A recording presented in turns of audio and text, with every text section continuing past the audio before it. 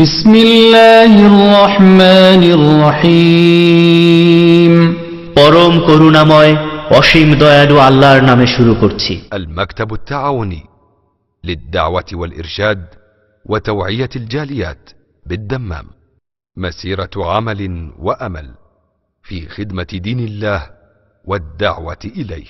تم بحمد الله افتتاح المكتب التعاوني للدعوة والإرشاد وتوعية الجاليات بالدمام. بسم الله الرحمن الرحيم. الحمد لله رب العالمين والصلاة والسلام على سيد المرسلين نبينا محمد وعلى آله وصحبه أجمعين ومن تبعهم بإحسان إلى يوم الدين. أما بعد, আল্লাহ পাক রব্বুল আলামিন সমস্ত সালাত এবং সালাম নাযিল করেন নবী সাল্লাল্লাহু আলাইহি সাল্লামের উপর। হজ সম্পর্কে আমাদের ধারাবাহিক কোর্স গত কয়েক জুমা থেকে চলে আসছে। প্রত্যেক দিন জুমাবারে এশা নামাজের পরে, আজকে মনে হয় তৃতীয় অথবা চতুর্থ আলোচনা। কিন্তু আজকে হজের যেগুলো গুরুত্বপূর্ণ বিষয়, আর সবগুলি গুরুত্বপূর্ণ, মানে হজ করার জন্য যে আমলগুলি কাজগুলি সেগুলি আলোচনা করব। তার প্রথম যে বিষয়টি আলোচনা করব সেটা হচ্ছে হজের মধ্যে বেশ কিছু বিধিবিধান আছে যেগুলোর নাম ভিন্ন ভিন্ন, যেমন শরুতুল হজ, হজের শর্তাবলী। এ সম্পর্কে আলোচনা অলরেডি হয়ে গেছে। হজের জন্য কি কি শর্ত, হজ ফরজ হওয়ার জন্য, হজ শুদ্ধ হওয়ার জন্য কি কি শর্ত, তো হজের শর্ত একটা বিষয়, একটা টপিক হয়ে গেছে। এটা হজের আরকান, রুকুন, আরকানুল হজ, হজের স্তম্ভ বা হজের রুকুন, রুকুনগুলিও ফরজ, এই আলোচনা হয়নি, এটা আজকে করব। আর একটা হচ্ছে হজের ওয়াজিবাত, ওয়াজিবাতুল হজ, হজের মধ্যে কি কি জিনিস ওয়াজিব, কোন কোন কাজগুলি ওয়াজিব। হ্যাঁ, কটা হইল? শরুতুল হজ, আরকানুল হজ, ওয়াজিবাতুল হজ।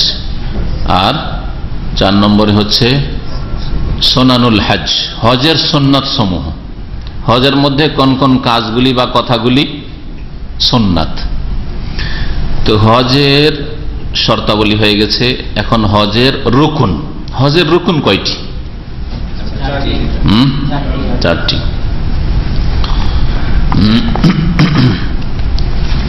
তার আগে ওমরা, ওমরা অধিকাংশ লোক করেছেন, যারা হজে যাচ্ছেন তারা ওমরা করেছেন, তাই না? তারপরে রিভাইজ দেওয়ার জন্য বলছি, ওমরার রুকুন বা ফরজ কয়টি? ওমরার রুকুন, হ্যাঁ হ্যাঁ, কি কি? ইহরাম বাঁধা না, মিকাত ইহরাম ওইটা যদি বলেন তখন হচ্ছে ওয়াজিব। আর যদি কেউ যদি মিকাত ক্রস করে চলে যায়, ওয়াজিব ছুটলো, মক্কা থেকে ইহরাম বাঁধে বা জেদ্দা ইহরাম বাঁধে, তাহলে সে রুকুন আদায় করল, মানে ওমরাটা হয়ে যাবে, কিন্তু ওয়াজিব ছুটার জন্য দম লাগবে। এই জন্য একটা হচ্ছে ইহরাম বাঁধা, আর বিনা ইহরামে কেউ যদি ওমরা করে হবে না, হজ করে বিনা ইহরামে, ইহরামের নিয়তি করেনি, তাহলে হবে না, কারণ নিয়তি করেনি। তো ইহরাম করা হচ্ছে রুকুন ফরজ। হ্যাঁ, আর বাইতুল্লাহর তাওয়াফ করা, হ্যাঁ, রুকুন ফরজ। এই দুটোতে কোনো দ্বিমত নেই, ইখতিলাফ নেই। মাসলা মাসাইল জানার জন্য, গভীরভাবে জানার জন্য এটা জেনে নেওয়া ভালো যে এই দুটোতে কোনো আইম্মা কিরামের ইখতিলাফ নেই। ইমাম শাফি, মালিক, আহমদ, আবু হানিফা রহমতুল্লাহ আলাইহিম আজমাইন কারো ইখতিলাফ নেই, সমস্ত আইম্মা মুহাদ্দিসিন ফুকাহা সব একমত। কিন্তু 3 নম্বর যেটা সাফা মারওয়া সাই, এতে অধিকাংশ আইম্মা কেরাম বলছেন এটাও রুকুন ফরজ, এটা যদি কেউ ছেড়ে আসে তাহলে যতক্ষণ কমপ্লিট না করবে ওমরা হবে না। কিন্তু কোন একজন ইমাম তিনি বা তার অনুসারীরা ওয়াজিব বলে থাকেন, আর তারা বলেন যে যদি ছেড়ে দেয় কেউ তাহলে পুনরায় করা লাগবে না, দম দিয়ে দিলে সেটা হয়ে যাবে। তবে দলিল প্রমাণের দিক থেকে ওটাই ঠিক, যেটা অধিকাংশ আইম্মা কেরাম বা মুহাদ্দিসিনা বলছেন যে সাফা মারওয়া সাইটাও রুকুন। কোরআনে কারীমে আল্লাহ পাকের কথা উল্লেখ করেছেন, সাফা মারওয়ার কথা, ইন্না সাফাল মারওয়াতা মিন শাআইরিল্লাহ। তারপরে একটা হাদিস রয়েছে, ইন্নাল্লাহ কাতাবা আলাইকুমুস সাই, আল্লাহ পাক তোমাদের উপর সাইকে লিখে দিয়েছেন, মানে ফরজ করেছেন। কুতিবা আলাইকুমুস সিয়াম মানে রোজা ফরজ করা হয়েছে, কুতিবা আলাইকুমুল কিতাল মানে তোমাদের জন্য জিহাদ ফরজ করা হয়েছে। তো কুতিবা শব্দ আল্লাহ পাক ফরজের ক্ষেত্রে, বিভিন্ন ক্ষেত্রে, কুতিবা আলাইকুমুল কিসাস তোমাদের উপর কিসাস ফরজ করা হয়েছে। তো কুতিবা ফরিজার অর্থে কোরআন এবং হাদিসে ব্যবহৃত হয়েছে। আর ওমরাতে ওয়াজিব কয়টি? রুকুন 3টি হইল, তাহলে ওয়াজিব কয়টি? 2টা। মাশাআল্লাহ, ঠিক আছে। কি কি? মিকাত থেকে ইহরাম বাঁধা, যেটা বলছেন মিকাত থেকে ইহরাম বাঁধতে, এটা ওয়াজিব। জি, আর মাথা মুন্ডন করা। তাহলে 3 আর 2 5, এই 5টা কাজ আদায় করলে উমরা হয়ে যায়। আর বাকি যতগুলি কাজ আছে সবগুলি হচ্ছে সুন্নত। তাহলে উমরার মধ্যেও কি আছে? আরকান আছে, ওয়াজিবাত আছে, আর সুন্নত আছে।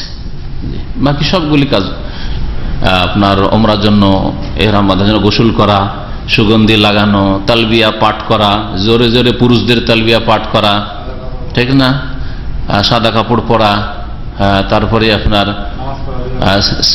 স্যান্ডেলে করা, এহরাম অবস্থায় স্যান্ডেল পরা, জুতো না পরে, যদিও জুতা যদি টাকনা না ঢাকে, মানে মোজার মতো উঁচা না হয়, তাহলে জায়েজ আছে।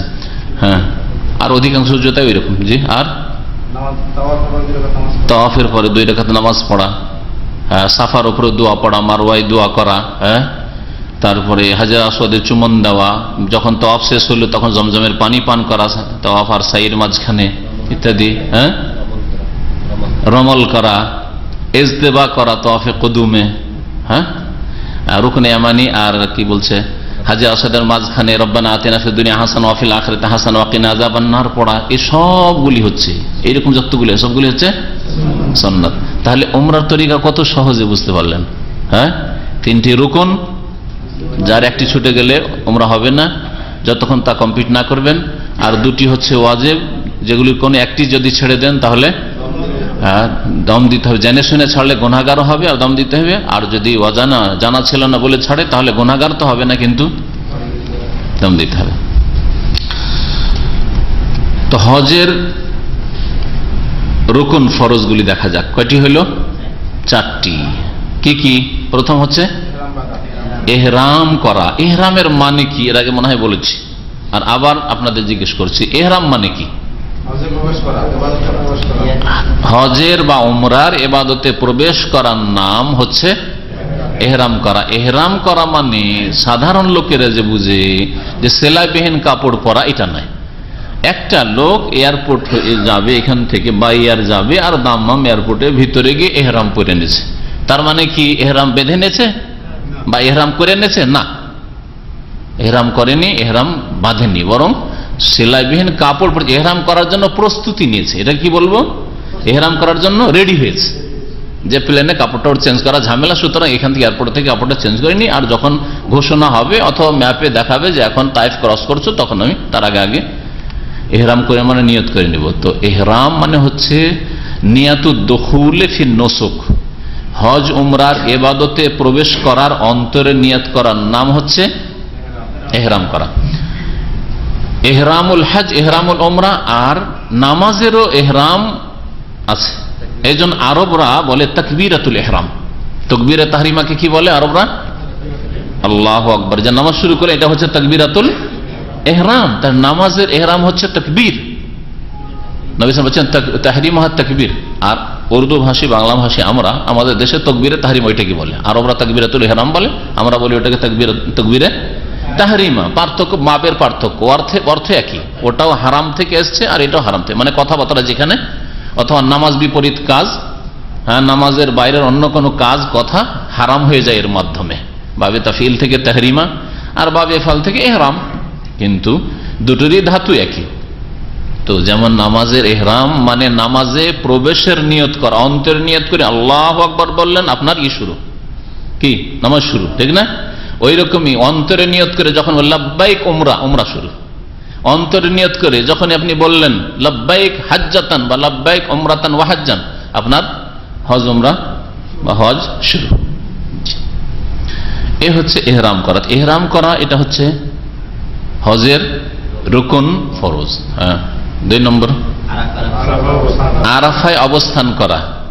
কোন দিন এটা বলতে হবে না, আগে পরে যে অবস্থান করে চলে আসে। জি, গত বুধবার একটা ঘটনা বলছিলাম, মুর্শিদাবাদের এক বৃদ্ধ হাজি হজে এসছে, অসুস্থ হয়ে পড়েছে। আরাফার দিন চরম অসুস্থ, জ্বর খুব। আমার ছাত্র জীবন ঘটনা, এটা অনেক আগের ঘটনা, 90-91 ঘটনা।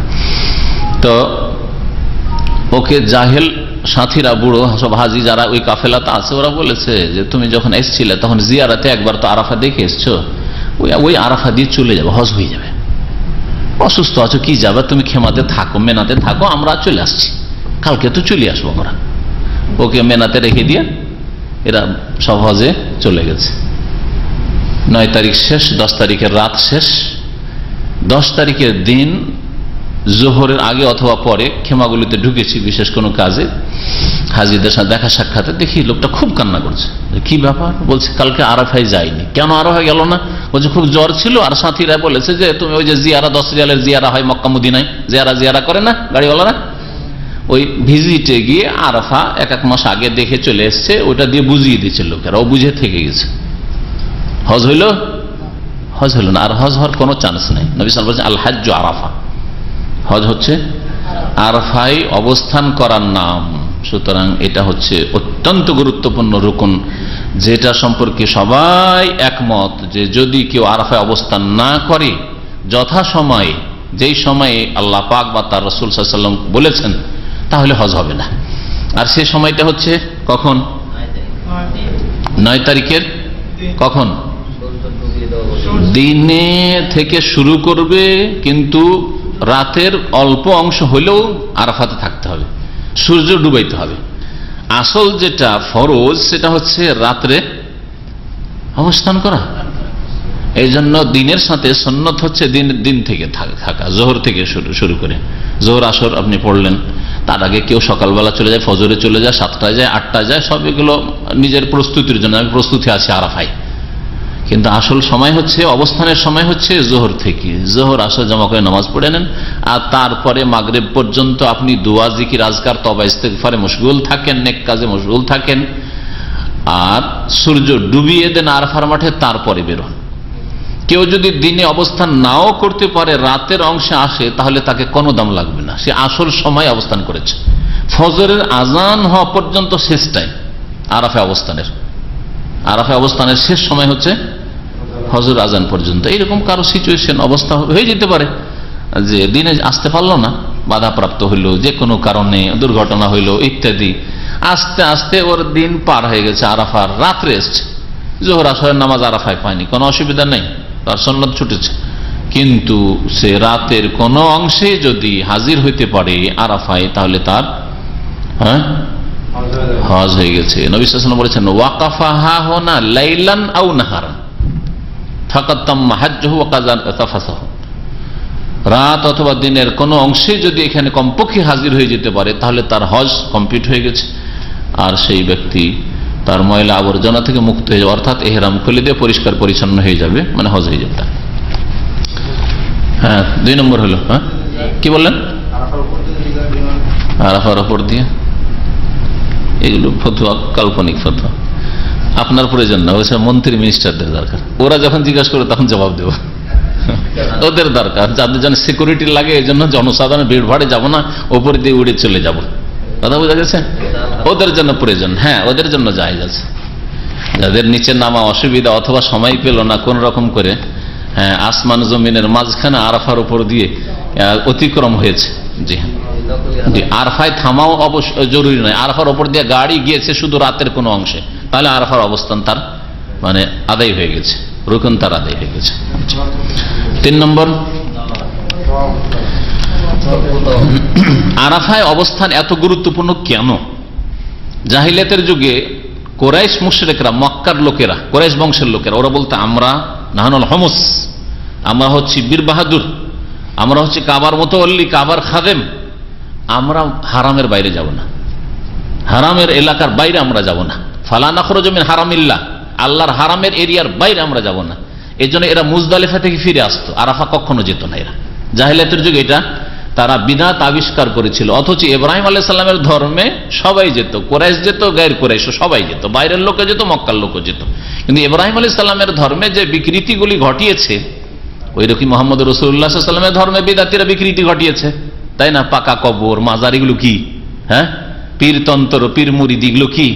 তাহলে নবী সাল্লাল্লাহু আলাইহি ওয়াসাল্লামের ধর্মে যেমন বিকৃতি ঘটেছে, ঠিক তেমনি ইব্রাহিম আলাইহিস সালামের ধর্মে আগে বিকৃতি ঘটেছে। তার এক বিকৃতি হচ্ছে মূর্তি পূজা, উলঙ্গ হয়ে তওয়াফ করা, বাইরের লোকদের কাপড় না পেলে এসে কাপড় চাইতে হবে, ভিক্ষা করতে হবে মক্কাওয়ালার কাছে, মক্কাবাসীদের কাছে কাপড় না পেলে উলঙ্গ হয়ে, বাইরের কাপড় নিয়ে এসে তোমরা তওয়াফ করতে পারবে না, এই জন্য উলঙ্গ তওয়াফ করতো। আর একটা বিকৃতি ঘটিয়েছিল, আমরা আল্লাহর হারামের বাইরে যাব না, আমরা হারামের মধ্যে থাকবো। আর বাকি তোমরা বাইরে থেকে হজে এসছো, তোমরা আরাফা যাও। বাইরের লোকেরা দূর দূরান্ত থেকে যারা আসো তারা আরাফা যেত। আল্লাহ পাক কি বললেন? সুম্মা আফিদু মিন হাইসু আফাদান নাস, অতঃপর তোমরা ফিরে আসো। আফাদা মানে ফিরে আসো, ফিরে আসো মিন হাইসু আফাদান নাস, যেখান থেকে সমস্ত লোকেরা ফিরে আসে। সমস্ত লোকেরা ওই আরাফা হয়ে ফিরে আসে, আরাফায় যায়, ওই তরিকাতে তোমরাও হজ করো। আল্লাহ পাক হুকুম করলেন যাতে জাহিলিয়াতের যুগের কুসংস্কার আর বিদাত আর ইব্রাহিম আলাইহিস সালামের দিন বিরোধী তারা যে বিদাত আবিষ্কার করে তার বিরোধিতা করা হয়। এই জন্য হজ আরাফায় অবস্থান অত্যন্ত গুরুত্বপূর্ণ বিষয়। আল হাজ্জু আরাফা ফামান জাআ লাইলাতা জামইন ক্বাবলা তুলুইল ফজর ফাকাদ আদরাকা। নবী করিম সাল্লাল্লাহু আলাইহি ওয়াসাল্লাম বলছেন আরাফায় অবস্থান হচ্ছে হজ। যেই ব্যক্তি মুজদালিফার রাত্রে ফজর হওয়ার আগে, ক্বাবলা তুলুইল ফজর, ফজর হওয়ার আগে চলে আসবে, ফাকাদ আদরাকা, সেই ব্যক্তি হজ পেয়ে গেল, সেই ব্যক্তি হজ পেয়ে গেল। 3 নম্বর হজের রুকন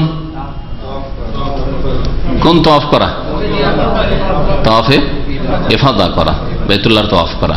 জি, আল্লাহ পাক এই তওয়াফের কথাই উল্লেখ সূরা হজের আয়াত নম্বর 29, ওয়ালিয়াতাওয়াফু বিল বাইতিল আতিক, তারা যেন প্রাচীনতম ঘরের তওয়াফ করে। এই তওয়াফকে বোঝানো হয়েছে। তওয়াফে ইফাদা এই জন্য বলা হয়, এর নাম যে ইফাদা মানে ফিরে আসা, আরাফা থেকে ফিরে এসে এই তওয়াফ করতে হয়। আর তওয়াফে জিয়ারা ফিকার ভাষায় তওয়াফে জিয়ারাকে বলা, হাদিসের ভাষায় তওয়াফে ইফাদা বলা হয়েছে। আর ফিকার ভাষায় ফিকার কিতাবে তওয়াফে জিয়ারাও এর অপর নাম বলা হয়েছে এই জন্য যে এটা জিয়ারা মানে ভিজিট করা, আর এটা আরাফা থেকে ফিরে এসে আল্লাহর ঘরের জিয়ারত, সেই জন্য বা সাক্ষাৎ, সেই জন্য তওয়াফে জিয়ারা বলা হয়। একে তওয়াফে ফরদ বা তওয়াফে রুকুনও বলা হয়, কারণ এই তওয়াফ হচ্ছে সর্বসম্মতিক্রমে রুকুন, হজের স্তম্ভ, আর এটা হচ্ছে ফরজ সর্বসম্মতিক্রমে, এই জন্য তওয়াফে ফরজও বলা হয়। জি হ্যাঁ, তওয়াফে কুদুম বলা হয়, প্রথম মক্কায় পদার্পণ করে যে তওয়াফটা করা হয়। কাদেমা একদম মানে কোন জায়গায় কদম রাখা বা পদার্পণ করা। জি, 4 নম্বর রুকন হচ্ছে হজের সাফা মারওয়ার সাই করা।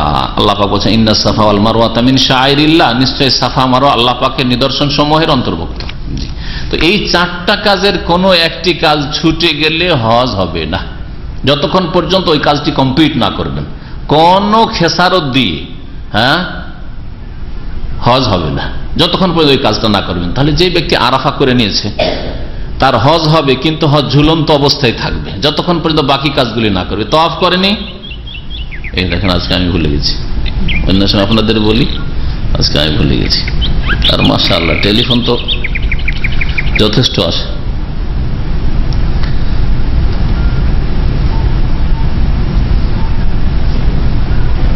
আমি আজকাল বন্ধই রাখি, কারণ বন্ধ না রাখলে আরো বেশি করতে থাকে টেলিফোন। কতক লোক মনে করে 10-20 বার করবো তাহলে একবার উঠাবে, এই এক বাজে থিওরি, কথা বুঝতে পেরেছেন?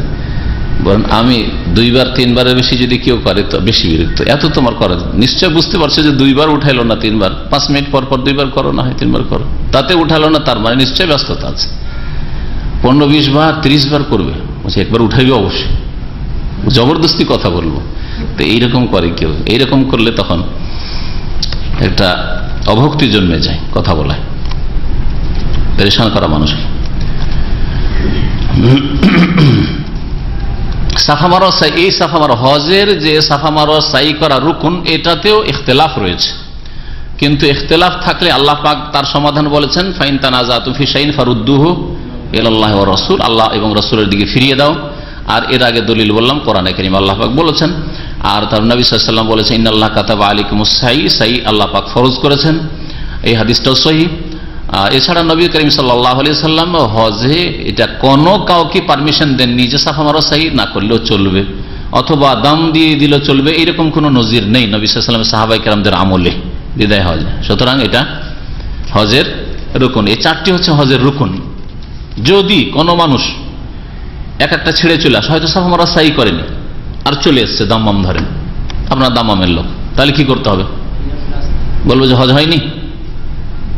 হ্যাঁ, আচ্ছা, হজ হওয়া তোমার ঝুলন্ত হয়ে আছে, হ্যাঁ, হ্যাঙ্গিং হয়ে আছে, যতক্ষণ পর্যন্ত তুমি মক্কা ফিরে না যাবে আর ফিরে গিয়ে সাফা মারওয়া সাই না করবে ততক্ষণ তোমার হজ হয়নি, অসম্পূর্ণ হয়ে আছে। কিন্তু তোমার একটা সুযোগ আছে, সুযোগ আছে যে তুমি হজটাকে কমপ্লিট করে নিতে পারবে, যদিও লেটে হোক, 2 মাস 3 মাস পরে হোক, কিন্তু তাকে গিয়ে এটা করে আসতে হবে। এর মাঝখানে মাসলা, কিন্তু যে মাসলাগুলি আছে ওই মাসলাগুলি ফলো করে যেতে হবে তাকে। সেটা হচ্ছে হালাল হওয়ার বিষয়টি, সে কতদূর হালাল হয়েছে। যেই ব্যক্তি বাইতুল্লাহর তওয়াফ করেনি অথবা সাফা মারওয়া সাই করেনি, আরাফা করে আর তারপর চলে এসছে, 10 তারিখের কাজ কিছু করেছে কিন্তু বাইতুল্লাহর তওয়াফ সাফা মারওয়া সাই করেনি, অথবা তওয়াফ করেছে সাফা মারওয়া সাই করেনি, ধরেন কি বলবেন ওকে? হ্যাঁ, হালাল। প্রাথমিক হালাল আর একটা হচ্ছে ফাইনাল হালাল, দুটো হালাল আছে। আত-তাহাল্লুল আউয়াল আর একটা আত-তাহাল্লুলুস সানি। প্রথম পর্যায়ের যেটা হালাল হওয়া সেটা কঙ্কর মারলে 10 তারিখে আর মাথা মুন্ডন করে দিলে হালাল হয়ে যায়। এই জন্য তারপরে ইহরামের কাপড় খোলা যাবে, গোসল করে সুগন্ধি লাগানো যাবে গায়ে, হ্যাঁ, সেলাই করা কাপড় পরা যাবে। তবে এটা হচ্ছে প্রাথমিক হালাল। প্রাথমিক হালালে এগুলি হালাল, কিন্তু একটা জিনিস হালাল নাই, কি? ইল্লান নিসা, স্ত্রী হালাল নাই। সুতরাং যেই ব্যক্তি সাফা মারওয়া সাই ছেড়ে দিয়ে চলে এসছে, এরকম ভুল অনেকেই করে, দাম্মাম চলে এসে জিজ্ঞাসা করে যে সাফা মারওয়া সাই করেনি, চলে এসছে তওয়াফ করে চলে এসছে 10 তারিখে, সাই করেনি। তাহলে কি বলবো? ফিরে যাও তুমি যত তাড়াতাড়ি সম্ভব, আর ফিরে গিয়ে সাফা মারওয়া সাই করো। আর যতদিন পর্যন্ত সাফা মারওয়া সাই তোমার কমপ্লিট না, ততদিন পর্যন্ত স্ত্রীর সাথে যৌন সম্পর্কীয় আলাপ আলোচনা বা স্ত্রী যদি এখানে থাকে তার সাথে মেলামেশা তোমার জন্য হারাম, জায়েজ নয়। করে না তো তার ফিদিয়া আছে, কারণ প্রাথমিক হালাল হয়ে গেছে, এই জন্য হজ ফাসেদ হবে না, কিন্তু তার ফিদিয়া দিতে হবে, কোরবানি। জি, ফ্যামিলি নাই আবার জিজ্ঞেস করছেন কি থাকবে, তখন না জিজ্ঞেস করবেন। আচ্ছা, তো 4টা হয়ে গেল হজের রুকন, আর বাকি বেশ কিছু আছে হজের ওয়াজিব। হজের ওয়াজিবের কোন একটি যদি ছুটে যায়, অনিচ্ছাকৃত ছুটে, ভুল করে ছুটে, তাহলে গুনাহগার হবে না, কিন্তু ঘাটতি পূরণে দম দিতে হবে। আর যদি ইচ্ছা করে ছেড়ে দেয়, কিছু সুবিধা লাভের জন্য, কিছু স্বার্থে ইত্যাদি যদি ছেড়ে দেয়, তাহলে গুনাহগারও হবে, কারণ মাসলা জানে তারপরে এই ওয়াজিব কেন ছাড়লো, গুনাহগার হবে, আল্লাহর কাছে তওবা করতে হবে আর দমও দিতে হবে। প্রথম ওয়াজিব কি? আল ইহরাম মিনাল মিকাত, মিকাত থেকে ইহরাম বাঁধা। বাইরের লোকদের জন্য, বাইরের লোকেরা কোত্থেকে ইহরাম বাঁধবে? মিকাতে ইহরাম বাঁধবে। আর যারা মিকাতের ভিতরে বসবাস করে তারা নিজ নিজ বাড়ি থেকে ইহরাম বাঁধবে। যেখানে যার বাড়ি আছে সেখান থেকে ইহরাম বাঁধবে হজের। ওমরার জন্য মক্কার লোকদেরকে হারামের বর্ডারে যেতে হবে, আর হারামের নিকটবর্তী বর্ডার হচ্ছে তানঈম, যেখানে মসজিদ রয়েছে, মসজিদ তানঈম, যেটাকে মসজিদ আয়েশা বলে সাধারণ লোকেরা জানে, কারণ আয়েশা রাদিয়াল্লাহু তাআলা আনহাকে ওখান থেকে নবী সাল্লাল্লাহু আলাইহি ওয়াসাল্লাম একটি উমরা করিয়েছিলেন বলে মসজিদ আয়েশা বলে প্রসিদ্ধ হয়েছে। ওই মসজিদের নাম মসজিদ আয়েশা নয়, জায়গাটির নাম হচ্ছে তানঈম। তো মিকাত থেকে ইহরাম বাঁধা বাইরের লোকদের জন্য, এটা হচ্ছে ওয়াজিব। মিকাত থেকে ইহরাম বাঁধলো না। এখন যে প্রথম দিকে প্রশ্ন করেছিলেন তার উত্তর এতে আছে। একটা লোক দামাম থেকে যাচ্ছে আর তার কাছে পারমিশন তাসরির নাই, ইহরাম পরে গেলে যেতে দেবে না, সুতরাং সে চলে গেল বিনা ইহরামে চলে গেল। যাওয়ার পরে যখন চেকপোস্ট পার হয়ে গেল, তারপরে অথবা মক্কা গিয়ে ইহরাম বাঁধছে, নিয়ত করলো, সেলাইবিহীন কাপড় পরলো, কাপড় খুললো, সেলাই করা কাপড়, তারপরে ইহরামের কাপড় পরে ইহরাম করলো, তাহলে সেই ব্যক্তির কি ছুটলো? ওয়াজিব ছুটলো। হজ হবে না? হবে না, হজ হবে। কিন্তু মাসলা জানে তারপরে যদি এরকম করে, শুধু সরকারের ও তাসরিহার পয়সা থেকে বাঁচবো বা সরকারের পারমিশন নিতে গেলে খরচা বেশি, সেই জন্য বাঁচবো, সে গুনাহগার হবে, তাকে তওবা করতে হবে এবং তার সাথে সাথে দম দিতে হবে, তার সাথে সাথে দম দিতে হবে। দ্বিতীয় ওয়াজিব হচ্ছে আরাফায়, তরতিবের সাথে বলেন এখন। তারপরে হচ্ছে আরাফায় যে অবস্থান করবে, সে অবস্থানটা যেন সূর্য ডুবা পর্যন্ত ডুবিয়ে দেন আরাফার ভিতরে, তারপরে বের হন। আর দিনে থেকে যদি কেউ চলে আসে, তাহলে তার রুকুন তো আদায় হয়ে গেল, ফরজ আদায় হয়ে গেছে, মানে হজ হয়ে গেছে, কিন্তু তার ওয়াজিব ছুটে গেছে, কোরবানি দিতাম। বেলা ডুবার একটু আগে দেখছি, একটু আগে ভাগে এগিয়ে থাকি, যেখানে আরাফা এন্ড লেখা আছে ওর বাইরে চলে এসছে, তাহলে তার ওয়াজিব ছুটে গেছে। তো সূর্য ডুবা পর্যন্ত ইস্তেমরারুল ওকুফ বিআরফা ইলা গুরুবিশ শামস, সূর্য ডুবা পর্যন্ত, সূর্য অস্তমিত হওয়া পর্যন্ত আরাফা অবস্থান করা। 9 জিলহজ, সবসময় মনে রাখবেন, জিলহজ মাসের 9 তারিখে এটা হচ্ছে নবী সাল্লাল্লাহু আলাইহি ওয়াসাল্লাম এই সূর্য ডোবা পর্যন্ত অবস্থান করেছেন আর বলছে লিতাখুযু আন্নী মানাসিকা, আমার কাছ থেকে তোমরা হজের বিধিবিধান শিখে নাও। 3 নম্বরের ওয়াজিব হচ্ছে ওখান থেকে এসে মুজদালিফায় এই 10 তারিখের রাতটা, 9 তারিখের দিনের পরে রাতটা হচ্ছে 10 তারিখের, কারণ আরবি মাস চাঁদের মাস সন্ধ্যা থেকে শুরু হয়, সুতরাং দিন 9 এর শেষ হলো, তার মানে তারপরে রাতটা 10 তারিখের রাত।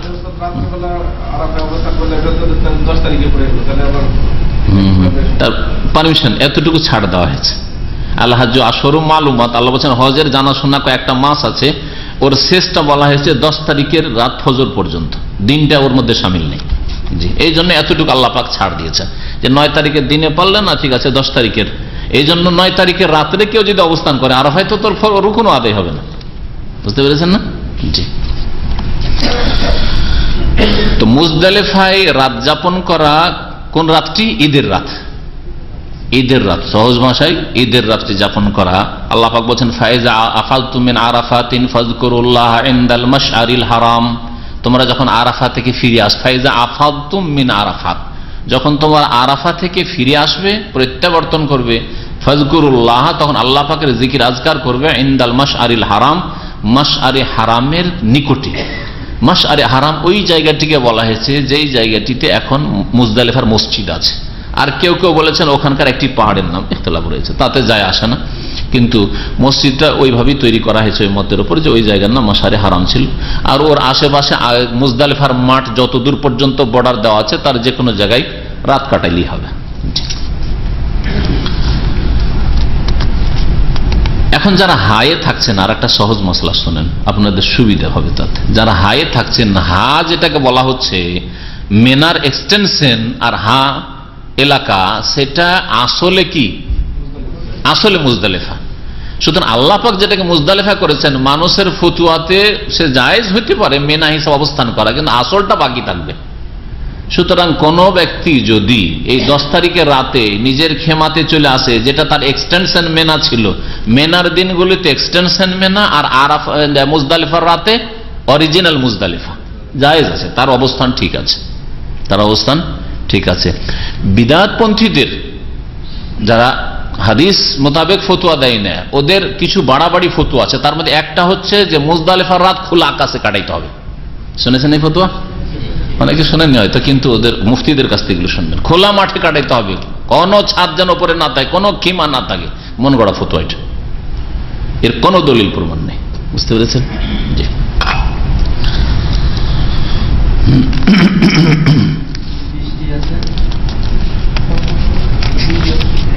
কে প্রশ্ন করলো? এটা নতুন ছাত্র, নতুন ছাত্র।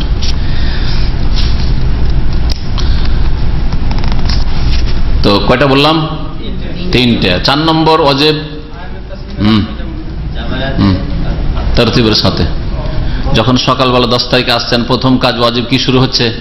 পাথর মারা। তাহলে 10 তারিখে বড় জামরাকে পাথর মারা, যেটা জামরায় আকাবা, ওরই নাম হচ্ছে জামরায়ে কুবরা, বড় জামরা বা আকাবা জামরা। আকাবার কাছে ঘাঁটি, ঘাঁটির কাছে, সেই জন্য ওই জায়গাটাকে জামরায়ে আকাবা বলা হয়। এগুলো শয়তান নয়, আর এগুলো শয়তানের স্থানও নয়। সুতরাং এগুলিকে শয়তান বলা বিদাতীদের কাজ। বড় শয়তানকে মারলাম, মেজো শয়তানকে মারলাম, ছোট শয়তানকে মারলাম, এগুলি বিদাতপন্থীদের কথা। হ্যাঁ, আর বিদাতপন্থী উর্দু ভাষীরা লিখেও রেখেছে, অনেকদিন ধরে লেখা ছিল, এখন মনে হয় এগুলো মিটিয়ে দেওয়া হয়েছে। লেখা ছিল বড়া শয়তান, দরমিয়ানা শয়তান, হ্যাঁ, ছোটা শয়তান, লেখা ছিল এককালে। জি, শয়তান, এগুলি জামারাত, এবং এগুলোকে নবী করিম সাল্লাল্লাহু আলাইহি ওয়াসাল্লাম আল্লাহ পাকের নিদর্শন বলেছেন। জামারাতগুলি হচ্ছে আল্লাহ পাকের নিদর্শন, আর এইগুলিতে পাথর মারা হচ্ছে আল্লাহ পাকের জিকির প্রতিষ্ঠা করা, কায়েম করা, আল্লাহ পাকে স্মরণ করার উদ্দেশ্যে। জি, কারণ শয়তানকে মারছি যখন মন মানসিকতা হবে, তখন এর মধ্যে শয়তান সওয়ার হয়ে যাবে, ভূতের মতো। কেউ কাউকে দেখছে না, ধাক্কা দেয়, আরে শয়তানকে মারছে আমি, হ্যাঁ, জুতা মারছে, স্যান্ডেল মারছে, লাঠি থাকলে লাঠি, যা পারবো তাই। কিন্তু যখন আপনার এই মন মানসিকতা থাকবে কোরআন হাদিসের যে আমি আল্লাহ পাকের জিকির আছে, আল্লাহ পাকের ইবাদতে আছে, তখন আপনার আখলাক চরিত্রে আলাদা থাকবে, নমনীয়তা, নরম হওয়া। হ্যাঁ হ্যাঁ, আপনি গায়ের জোর দেখাবেন না, তখন বেয়াদবি করবেন না, ধাক্কা দিবেন না কাউকে। এটা হচ্ছে শরীয়ত। তো এই 10 তারিখে পাথর মারা, 11 তারিখে 3টাকে পাথর মারা, 12 তারিখে 3টাকে পাথর মারা, কমের পক্ষে 12 তারিখ পর্যন্ত জামরাতগুলিতে পাথর মারা এ হচ্ছে ওয়াজিব। আর 13 তারিখে যদি রাত থেকে যায় তাহলে তার পরের দিন ওয়াজিব হয়ে যাবে। ধরেন 12 তারিখের দিন গিয়ে সূর্য ডুবে গেল, মেনাতেও গেল না, পরে চিন্তা করছে রাত্রে যে থেকে কি করলাম, সব সাথী সঙ্গীরা চলে গেল, মেনাও খেয়ে গেল, খেমাতে একাই থাকবো না, থাকতে হবে। এখন সূর্য ডুবিয়ে দিয়েছেন, আগেই চিন্তা করা উচিত ছিল যাবো কি যাব না, থেকে গেছেন। এখন রাত যখন থেকে গেলেন বা রাতের কিছু অংশ করিয়ে দিয়েছেন, তাহলে পরের দিন 13 তারিখেও জামরা, 3টে জামরাতে পাথর মারা ওয়াজিব। যদি এই 4 দিন পাথর মারেন তাহলে কতটা সংখ্যা হবে পাথরের? কোথা থেকে 72 নিয়ে আসলেন? সুবহানাল্লাহ, এতগুলি সহজ করে 72 বলছে। হ্যাঁ 70টা। হ্যাঁ 3 21 কত হবে? 63। আর 10 তারিখে হচ্ছে 7টা, তাহলে 70টা, সহজ হিসাব। আর যদি 12 তারিখ করে তাড়াতাড়ি করে চলে আসেন তাহলে একটা দিন বাদ, 21টা বাদ গেল, তাহলে কতটা হলো? 49টা। ঠিক আছে। 5 নম্বরের ওয়াজিব, কুরবানিটা সব হাজিদের ওপর নেই, সেজন্য ওটাকে পরে রাখছি। 6টা বলার পরে, 6টা প্রত্যেক হাজিদের জন্য ওয়াজিব, ওগুলি বলার পরে বলবো কিছু কিছু হাজিদের জন্য ওগুলো ওয়াজিব, পরে বলবো দুটো। হ্যাঁ হ্যাঁ, মাথা মুন্ডন করা বা মাথার চুল ছোট করা, পুরো মাথা থেকে চুল ছোট করেন, আর না হয় পুরো মাথা মুন্ডন করেন, সেটা সবচাইতে ভালো, তরতিবের সাথে চলছে তাহলে। জি। আর তারপরে 6 নম্বরে হচ্ছে মেনায় 11 তারিখ 12 তারিখের রাত কমপক্ষে যাপন করা, 2টো রাত কমপক্ষে যাপন করা ওয়াজিব। আর এই মাসলাতে ইখতিলাফ করেছে কিছু কিছু আলেমরা, কিন্তু তাদের ইখতিলাফ, তারা সুন্নত বলেছে, যা এই সুন্নত বলার ভিত্তিতে অধিকাংশ বাংলাদেশের, ইন্ডিয়া পাকিস্তানের হাজিরা রাত্রে গিয়ে তপ করতে থাকে, সারাদিন এদিক ওদিক ঘুরলো, পাথর মেরে কাছিয়ে গিয়েছিল মক্কা, ওইদিকে গেল না, ফিরে আবার খেমাতে চলে আসলো, সন্ধ্যাবেলা বেরোলো, আসর পরে বা মাগরিবে বের হচ্ছে, রাত্রে গিয়ে কি করবে? তওয়াফ আর সাই করবে, আর এইদিকে ওয়াজিব ছাড়বে। হাজার হাজার হাজিরা এই ভুল করছে। আর এই মুআল্লিম মুকাল্লিদ, অন্ধ মুআল্লিম গুলো এই শরীয়তের সহি নবী সাল্লাল্লাহু আলাইহি ওয়াসাল্লামের তরিকার হজের খেলাফ ফতোয়া দিচ্ছে যে মেনায় অবস্থান করা এই 11-12 তারিখের রাত সুন্নাত, থাকলেও চলে, না থাকলেও চলে, যাও তোমরা চলো এই করে এসো, তফসাই করা, এই করাচ্ছে। আর এই দৃশ্য যদি দেখতে চান তাহলে আপনি রাত 2-3টের দিকে, অধিকাংশ রাতের অংশটা মেনায় কাটিয়ে নিয়ে ফজরের নামাজটা হারামে পড়বেন, দেখেছেন হাজি ভরপুর হয়ে আছে, জিজ্ঞাসা করেন সারা রাত খেয়ে নিয়ে আসে, অনেকে হোটেলে আছে, হোটেলে কাটাচ্ছে মক্কায় গিয়ে রাত, অথচ ওয়াজিব ছিল মেনায় 11-12 তারিখের রাত থাকা। 13 তারিখ যদি কেউ থাকার নিয়ত করে তাহলে 13 তারিখেও তখন ওয়াজিব হয়ে যাবে। সূর্য ডুবিয়ে দেয় তাহলে তার জন্য তখন ওয়াজিব হবে। কয়টা হলো? 6টা ওয়াজিব প্রত্যেক হাজির জন্য, 6টা আর 4টা রুকুন, এই 10টা মনে রাখবেন। 2টো আর ওয়াজিব আছে কিছু কিছু হাজিদের জন্য, তার একটি হচ্ছে কুরবানি করা। কুরবানি কার জন্য ওয়াজিব? তামাত্তুকারী অথবা কেরানকারীর জন্য। কিন্তু এই তারপরেও এই কুরবানির বিকল্প আছে। কেউ যদি অভাবী হয় বা টাকা পয়সা হারিয়ে গেছে, নিয়ে তো এসেছিলাম কিন্তু টাকা পয়সা হারিয়ে গেছে, অথবা বিশেষ কোনো এরকম অসুবিধা হয়ে গেছে, এই কুরবানির টাকা কুরবানি করতে পারছি না, তখন কি করবে? ইবনে আব্বাস রাদিয়াল্লাহু তাআলা আনহুমা বলেছেন, এটা কোরআনে কারিমে এই মাসলা রয়েছে। কোরআনে কারিমে ইবনে আব্বাস রাদিয়াল্লাহু তাআলা আরেকটা মাসলা বলেছেন, কোরআনে কারিমে আল্লাহ পাক রব্বুল বলছেন যে ফামান তামাত্তা বিল উমরাতি ইলাল হজ্জ ফামাস্তাইসারা মিনাল হাদি, যেই ব্যক্তি হজ উমরা দুটোই ভোগ করবে, মানে হজ উমরা একসাথে করলো কেরান, অথবা পৃথক পৃথক করলো, তামাত্তু করলো, হ্যাঁ ফামাস্তাইসারা মিনাল হাদি, যথাসাধ্য হাদি কুরবানি পেশ করবে, মানে কুরবানি। যদি না পারে ফামাল্লাম ইয়াজিদ ফাসিয়ামু সালাসাতি আইয়ামিন ফিল হজ, হজে থাকা কালীন, ওই মক্কায় থাকা কালীন হজের সফরে গিয়ে 3 দিন রোজা রেখে চলে আসবে। ওয়াসাবআতিন ইযা রাজাতুম, তোমরা বাড়ি ফিরে এসে 7টা রোজা রাখবে, একসাথেও রাখতে পারেন, গ্যাপ দিয়েও রাখতে পারেন। 3টি রোজা রাখবেন কখন, কোন সময় রাখবেন? ধরেন আপনি 6 তারিখে পৌঁছে গেছেন, 7 তারিখে সফরে রোজা রাখবেন না, যতক্ষণ মক্কা না পৌঁছে গেছেন রোজাও কাজ দিবেন না, মক্কাতে রোজাগুলো রাখতে হবে। 8 তারিখে একটা রোজা রেখে নেন, সবচেয়ে ভালো। মেনায় আছেন, 8 তারিখে রোজাটা রেখেন। আরাফার দিন রোজা রাখেন না, কারণ আরাফার দিন রোজা হাজিদের জন্য নয়, বাইরের হাজিদের। আরাফার দিন রাখেন না, হ্যাঁ 8 তারিখে রাখেন। আর 11-12 তারিখ রাখেন, ঈদের দিনও রোজা রাখা জায়েজ নয়। তবে কেউ যদি দেখে যে আমার কাছে সময় নেই, আমি 8 তারিখে রোজাটা রাখতে পারিনি, আর 3 দিন আমাকে রোজা রাখতে হবে, আর 13 তারিখে মক্কা ছেড়ে আমাকে চলে যেতে হবে, তাহলে তার জন্য যখন জায়েজ হবে আরাফার দিনেও রোজা রাখা। আরাফার দিনে একটা রেখে নেবে, 11-12 তারিখে আর 2টো রোজা, তাহলে 3টে রোজা হয়ে গেল মক্কায়। কিন্তু যেসব ভাইদের কাছে অতিরিক্ত সময় আছে, যেমন দেশের হাজিরা, যথেষ্ট সময় আছে, তারা এই দিনগুলিতে, যে দিনগুলিতে দৌড়াদৌড়ি ছুটাছুটি হচ্ছে 8 তারিখ 7 তারিখ, এগুলো দিনে রোজা রাখবে না। ওই যে আগে থেকে ওমরা করে আছে, বসে আছে এখন মক্কাতে, তখনই রোজাগুলি রেখে নিক, বোঝা গেছে না? তখনই হজের দিন, এগুলো হজের দিন, এই দিনগুলিতে রোজা রেখে নিক তারা, আর বাকি 7টা রোজা বেশি গিয়ে রাখবে। হ্যাঁ, 10 তারিখে কোনো মতে রোজা রাখা যাবে না, 9 তারিখে চলবে যদি সময় না থাকে তাহলে, কিন্তু সময় যদি থাকতো 9 তারিখও রাখবেন, 8 তারিখ আর 11-12 বললাম, অথবা তারপরেও যদি থাকে তাহলে তারপরে রেখে দিবে। 11-12 তারিখও এমনিতে শখ করে রোজা রাখা ঠিক নয়, আইয়ামে তাশরিক খাওয়া দাওয়ার দিন হাদিসে রয়েছে। হ্যাঁ, তাড়াতাড়ি করে রোজা রাখো, তাড়াতাড়ি থাকলে একটা বললাম যে যদি কেউ তাড়াহুড়া করে চলে আসে তাহলে তাড়াতাড়ি তো তোর বাস চলে আসছে, কোথায় রোজা রাখবে, সেই জন্য বললাম আর কি। হ্যাঁ, আর মক্কাবাসীদের জন্য একদল বলছেন ওদের তামাত্তু আর কেরানি নেই, মক্কাতেই থাকছো তোমরা, কেন তামাত্তু কেরানি, তোমরা যে কোনো সময় ওরা করতে পারবে, সুতরাং তোমরা শুধু হজে ইফরাদ করো, একদল ওলামাদের মত। আর একদল বলছেন না, ওরাও তামাত্তু কেরান করতে পারবে, তবে ওদের কুরবানি নেই। আর আল্লাহ পাক রব্বুল আলামিন বলেছেন যালিকা লিমান লাম ইয়াকুন আহলুহু হাযিরিল মাসজিদিল হারাম, এই বিষয়টি হচ্ছে ওই সব লোকদের জন্য যারা মসজিদে হারামের বাসিন্দা নয়। এই বিষয়টি কোন বিষয়টি, এটা বুঝতে গিয়ে ওলামাদের তাফসীরকারদের ইখতিলাফ, দ্বিমত হয়েছে। একদল বুঝেছে যে জালেকা মানে তামাত্তু কেরান আর ইফরাদ, তামাত্তু কেরান এই দুটো। তার আগে তামাত্তু কেরানের কথা আছে, ফামান তামাত্তা বিল উমরাতি আল হজ ফামাস্তাইসার মিনাল হাদি, তাই না? তো জালেকার মারজা, ওরা ইসমে ইশারার মারজা বলছে জালেকা মানে তামাত্তু আর কেরান। তাহলে তামাত্তু কেরান কে করবে? লিমান লাম ইয়াকুন আহলুহু হাযিরিল মসজিদিল হারাম, যার পরিবার মসজিদে হারামের বাসিন্দা নয়, মানে বাইরের লোক। আর মসজিদে হারামের আশেপাশে যারা বাস করে মক্কার লোক, তারা তামাত্তু কেরান করবে না। আর আরেক দল বলছে যে না, এটা অর্থ নয়, অর্থ হচ্ছে জালেকা মানে জালেকাল হাদি, কুরবানি ওয়াজিব। কুরবানি ওয়াজিব কার জন্য হবে? লিমান লাম ইয়াকুন আহলুহু হাযিরিল মসজিদিল হারাম, যারা মসজিদে হারামের এলাকার বাসিন্দা নয়, বাইরের বাসিন্দা, তাদের জন্য কুরবানি ওয়াজিব। তাহলে বোঝা গেল এই তাফসীরের আলোকে যে যারা মক্কায় বসবাস করে, সে নাগরিক হোক অথবা প্রবাসী হোক, যারা স্থায়ী অস্থায়ী বাস করে, তারা তামাত্তু করতে পারে, কেরান করতে পারে, ইফরাদও করতে পারে, সবগুলি হজের কোন একটাই করতে পারে। তাদেরকে কুরবানি করা ওয়াজিব নয়। আল্লাহ পাক তাদের একটু ছাড় দিয়েছে, যে মক্কার লোক তখন তোমরা শুধু অন্যদের কুরবানি খাও, তোমরা কুরবানি করিও না। আল্লাহ সুযোগ সুবিধা দিয়েছেন মক্কার লোকদেরকে। আল্লাহ পাক রব্বুল আলামিন তাদের ভাগ্য, ভাগ্য উজ্জ্বল করেছেন। দেখেন যতগুলি দমের কুরবানি আছে, কোনখানকার গরিবরা খাবে? মক্কার গরিবকে খাওয়াইতে হবে, মদিনার গরিব খাইলে হবে না। দমের গুলো ওখানকার ফোকারায়ে মক্কা দিতে হবে।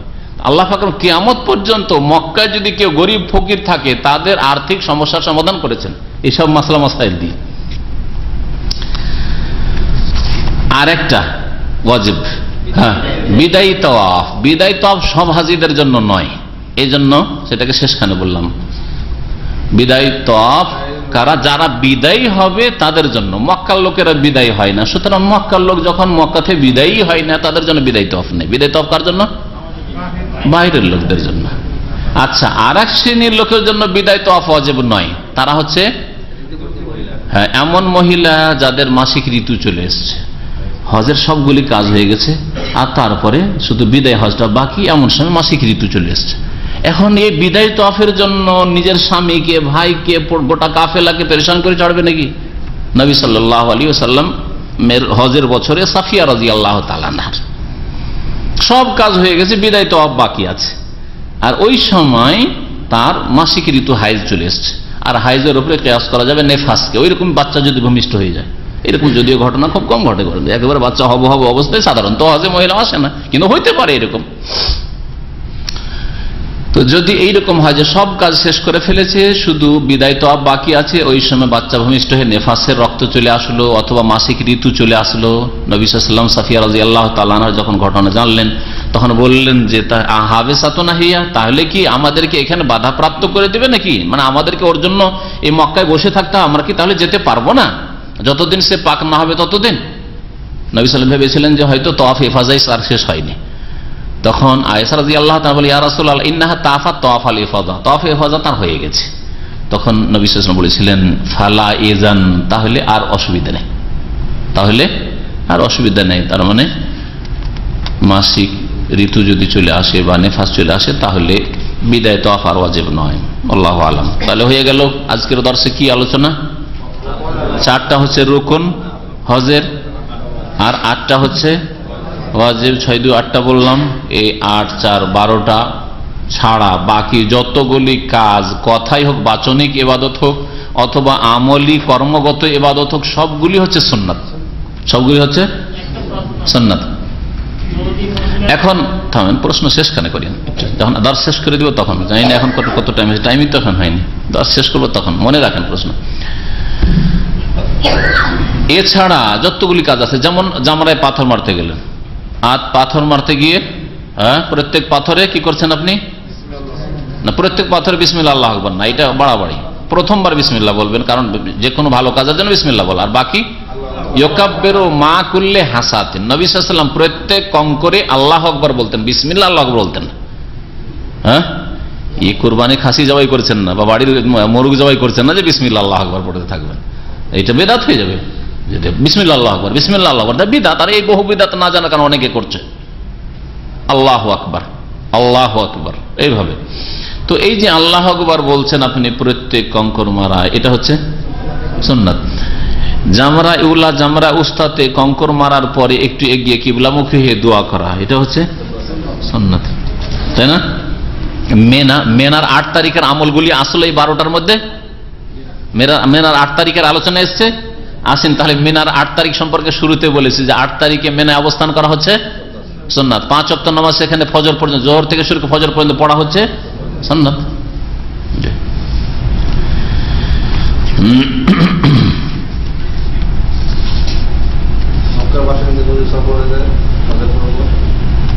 সফরে যায় না তো হজ তো সেরে নেই, হজ বাড়িতে তো আসবে না, তো ওই হারাম থেকে সফরে চলে যায় এমন কোন লোক আছে নাকি? বললাম যে প্রশ্ন পরে করবেন, তারপরে প্রশ্ন করবেন। 9টা বেজেছে, আর কোনো দার্স করবো না, শেষ। থামেন, বসেন, প্রশ্ন পরে। এখন আর একটা দার্স করে দিই, তাহলে আজকে হজের দর্শ কমপ্লিট হয়ে যাবে। আগামী সপ্তাহে শুধু রিভাইজ আপনাদের কাছে শুনবো, যারা আসবেন তাদের কাছ থেকে। আর যদি আপনাদের কিছু প্রশ্ন থাকে অথবা আনুষঙ্গিক আলোচনা কিছু শুনবো, যেমন এহরামে নিষিদ্ধ কাজগুলি আগের সপ্তাহের জন্য রাখছি। এহরাম অবস্থায় কি কি কাজ নিষিদ্ধ, আজকে একটা বিষয় গুরুত্বপূর্ণ, সেটা আলোচনা করে দিই। প্রতিদিন ওয়াইজ, প্রতিদিনে কি কি কাজগুলি করবেন। হজের কাজ শুরু হয় কোন দিন থেকে? 8 তারিখ থেকে শুরু করে 8, 9, 10, 11, 12, 13 জিলহজ। হ্যাঁ, একবারে ফুল শুরু থেকে শেষ পর্যন্ত যদি উত্তম হজ করেন তাহলে 13 তারিখ পর্যন্ত 6 দিনের কাজ। হাজিরা এসে 1 মাস 1.5 মাস থাকছে, কিন্তু কাজ আসল হচ্ছে 6 দিন হজের কাজ। আর তার আগে উমরা করা, হজে তামাত্তু করলে উমরা করা। জি, তো এই 6 দিনের কাজ আমরা আজকে আলোচনায় পেশ করব। আর কেউ যদি 6 দিনে আরেক দিন কমাইতে চায়, 13কে কমিয়ে দেয়, তো 5 দিনই হজ হয়ে যাবে। 8, 9, 10, 11, 12 তারিখ মতো হজ কমপ্লিট, তাই না? আল্লাহ পাক বলেছেন ফামান তাআজ্জালা ফি ইয়াওমাইনি, যে ব্যক্তি 2 দিনে তাড়াতাড়ি করে চলে আসবে, মানে 10 তারিখের পরে 2 দিন, 11, 12 দিয়ে, ফালা ইসমালে, তারও কোনো গুনাহ নেই। ওমান তাআখারা, আর কেউ যদি লেট বিলম্ব করতে চায় যে আমি 13 তারিখ পর্যন্ত থাকবো, ফালা ইসমালে, তারও কোনো গুনাহ নেই। লিমানিত্তাকা, ওই ব্যক্তির জন্য যে ব্যক্তি আল্লাহ ভীরু। আর নবী করিম সাল্লাল্লাহু আলাইহি ওয়াসাল্লাম সবচেয়ে বেশি মুত্তাকি, আল্লাহ ভীরু, সেই জন্য নবী করিম সাল্লাল্লাহু আলাইহি ওয়াসাল্লাম 13 তারিখ পর্যন্ত থেকেছেন। এই জন্য হাজিরা যদি ডিউটির পেরেশানি না থাকে বা অন্য কোনো শারীরিক অসুবিধা না থাকে, তাহলে 13 তারিখ পর্যন্ত মেনায় অবস্থান করাটাই হচ্ছে উত্তম। 8 তারিখের কাজ কি?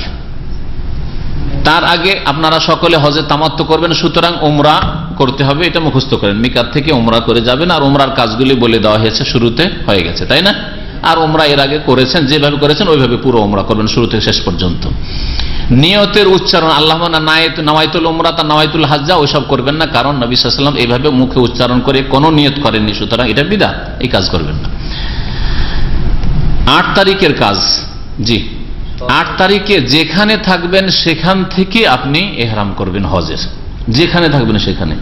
এখানকার স্থানীয় লোকেদের যেহেতু হোটেল থাকে না মক্কায়, এই জন্য উমরাটা শেষ হয়ে গেলে আপনাদেরকে তার আগেই দেখিয়ে দেয়, অথবা গাড়ি কোথাও থেমে থাকে, আসে আর বলে এখানে চলে আসিও, তোমাদেরকে মেনায় খেমায় তাঁবুতে পৌঁছে দেব। ঠিক এরকম করে না যারা এর আগে হজ করেছেন। সুতরাং আপনাদের অবস্থান হবে মেনাতে। 6 তারিখে পৌঁছে গেল আপনাকে মেনায় পৌঁছে দেবে, 7 তারিখে পৌঁছে গেল উমরাটা করার পরে আপনাকে মেনা পৌঁছে দেবে, 8 তারিখের আগে আপনি মেনা পৌঁছে থাকবেন, যেন আপনার মেনায় বাসা। এখন মেনায় এবাদত শুরু করেননি, আপনি হজের এবাদত মেনায় শুরু করেননি, হালাল হয়ে বসে আছেন। 8 তারিখে হজের এবাদত শুরু করবেন। 8 তারিখের কাজ হচ্ছে যেখানে আছেন সেখানে গোসল করবেন, সুগন্ধি শরীরে লাগাবেন। হ্যাঁ, এখানে নামাজ পড়া নেই। এহরাম বাঁধার জন্য নামাজ পড়া যে একটা ভুল মুখস্থ আছে, সুতরাং আবার ওই 2 রাকাত কেউ নামাজ পড়তে পারে না, না, এরকম কোন খাস নামাজ সুন্নাতুল ইহরাম বলে নামাজ নেই, সুতরাং নামাজ পড়ার কোনো প্রয়োজন নেই। তারপরে যতগুলি সেলাইবিহীন কাপড় শরীরে আছে সব খুলে ফেলে আপনি এহরামের কাপড় পরবেন। পুরুষ একটি চাদর, একটি লুঙ্গি সেলাইবিহীন, আর মহিলারা যে যে লেবাসে আছে যে কোনো লেবাসে এহরাম বাঁধতে পারবে, যে কোনো লেবাসে এহরাম বাঁধতে পারবে। শুধু তাদের জন্য নিষেধ হচ্ছে ফাটল ওয়ালা নেকাব ব্যবহার করা। ওয়ালা তান্তাকিবুল মারাতুল মুহরিমা, এহরামকারিনী মহিলারা নেকাব লাগাবে না, তাহলে ঝুলানো কাপড় ঝুলিয়ে পর্দা করতে পারে, উপর থেকে ওড়না ঝুলিয়ে পর্দা করবে, কারণ চেহারা খোলা কোনো সময় জায়েজ নয় অপর পুরুষের সামনে, হজে হোক আর হজের বাইরে হোক। ওয়ালা তালবাসুল কুফফাজাইন, আর হাতের মোজা, দাস্তানা, ফার্সি উর্দু ভাষায় দাস্তানা বলে, হাতের মোজা মহিলারা পরবে না, কারণ মহিলারা সাধারণত হাত ঢাকে পর্দার জন্য। এই হজের অবস্থা হাতের মোজা পরা যাবেন। এই ক্ষেত্রে আল্লাহ ছাড় দিয়েছেন, হাত ঢাকা যথাসাধ্য ঢিলা ঢালা কাপড় আছে বাইরে রাখার চেষ্টা করুক, বাইরে মানে ভিতরে রাখার চেষ্টা করুক, বাইরে যেন না করে। আর এমনিতে হাত প্রকাশ পেলে অসুবিধা নেই। চেহারাতে বেশি আকর্ষণ আছে, চেহারাতে বেশি ফেতনা আছে, হজের অবস্থায় মোজা দিয়ে হাত ঢাকবে না, কিন্তু চেহারা অবশ্যই ঢাকবে, তবে নেকাব লাগাবে না। এহরাম করলেন, তারপরে কাজ কি? মিনায় অবস্থান করা, আপন আপন ওয়াক্তে নামাজ পড়া, জোহর জোহরের সময়, আসর আসরের সময়, মাগরিব মাগরিবের সময়, এশা এশার সময়, ফজর ফজরের সময়। 4 রাকাত বিশিষ্ট নামাজগুলি কসর করা, সকলেই কসর করবে, কাছের লোক হোক অথবা দূরের লোক, এমনকি মক্কার লোক, মক্কার আশেপাশের লোক, সকলকে নবী করিম সাল্লাল্লাহু আলাইহি সাল্লাম কসর নামাজ পড়িয়েছেন। কখনো এই কথা বলেননি যে আহলা মাক্কাতা আতিম্মু সালাতাকুম, হে মক্কার লোকেরা তোমরা নিজের নামাজ ফুল পড়ো, আমরা সফরে এসেছি, কথা বলেননি। বুঝেছেন? হজের বছরে, বিদায় হজের বছরে, পক্ষান্তরে মক্কা বিজয়ের বছর 8ম হিজরিতে নবী করিম সাল্লাল্লাহু আলাইহি ওয়াসাল্লাম যখন মক্কা বিজয় হয়ে গেল, আর মূর্তিগুলিকে সেখান থেকে ভেঙে চূর্ণ বিচূর্ণ করে সাফ করে দেওয়া হলো, আর আল্লাহর ঘর কাবাকে শিরক কুফরি থেকে পাক করা হইল কাফেরদের মুশরিকদের। তারপরে নবী সাল্লাল্লাহু আলাইহি ওয়াসাল্লাম জামাত করে যে নামাজ পড়িয়েছিলেন, সেখানে বলেছিলেন বারবার করে, ইয়া আহলা মাক্কাতা, হে মক্কাবাসীরা, আতিম্মু সালাতাকুম, তোমরা তোমাদের নামাজ পুরা করে পড়ো, 4 রাকাত নামাজ পড়ো, ফাইন্না কওমুন সাফারুন, কারণ আমরা মুসাফির জাতি, আমরা মুসাফির হয়ে এসেছি, আমরা 2 পড়ে সালাম ফিরে দেব, আমরা যারা মদিনা থেকে এসেছি বাইরের লোক, আর তোমরা তোমাদের নামাজ পুরা পড়ো।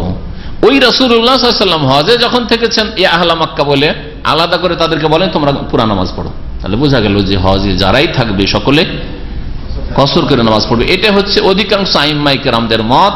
আর এখানে ইখতিলাফ রয়েছে কোন এক মাযহাবের সাথে, সুতরাং ইখতিলাফ হলে যেটা বললাম যে আপনি কোরআন হাদিসের কাছে ফিরে আসেন। আর এর জন্য দলিল বললাম যে মক্কা বিজয়ের সময় নবী সাল্লাল্লাহু আলাইহি ওয়াসাল্লাম মক্কার লোকদেরকে পুরা নামাজ পড়তে বলেছেন, পক্ষান্তরে বিদায় হজে তো বললেন না। তাহলে বোঝা গেল আসল হচ্ছে যে হজে যারা থাকবে তারা সফরের হুকুমে, কাছের হোক অথবা দূরের হোক, কারণ কষ্ট এতে আছে, আল্লাহ বা কষ্টের ক্ষেত্রে আল্লাহ হালকা করেছেন সবার জন্য।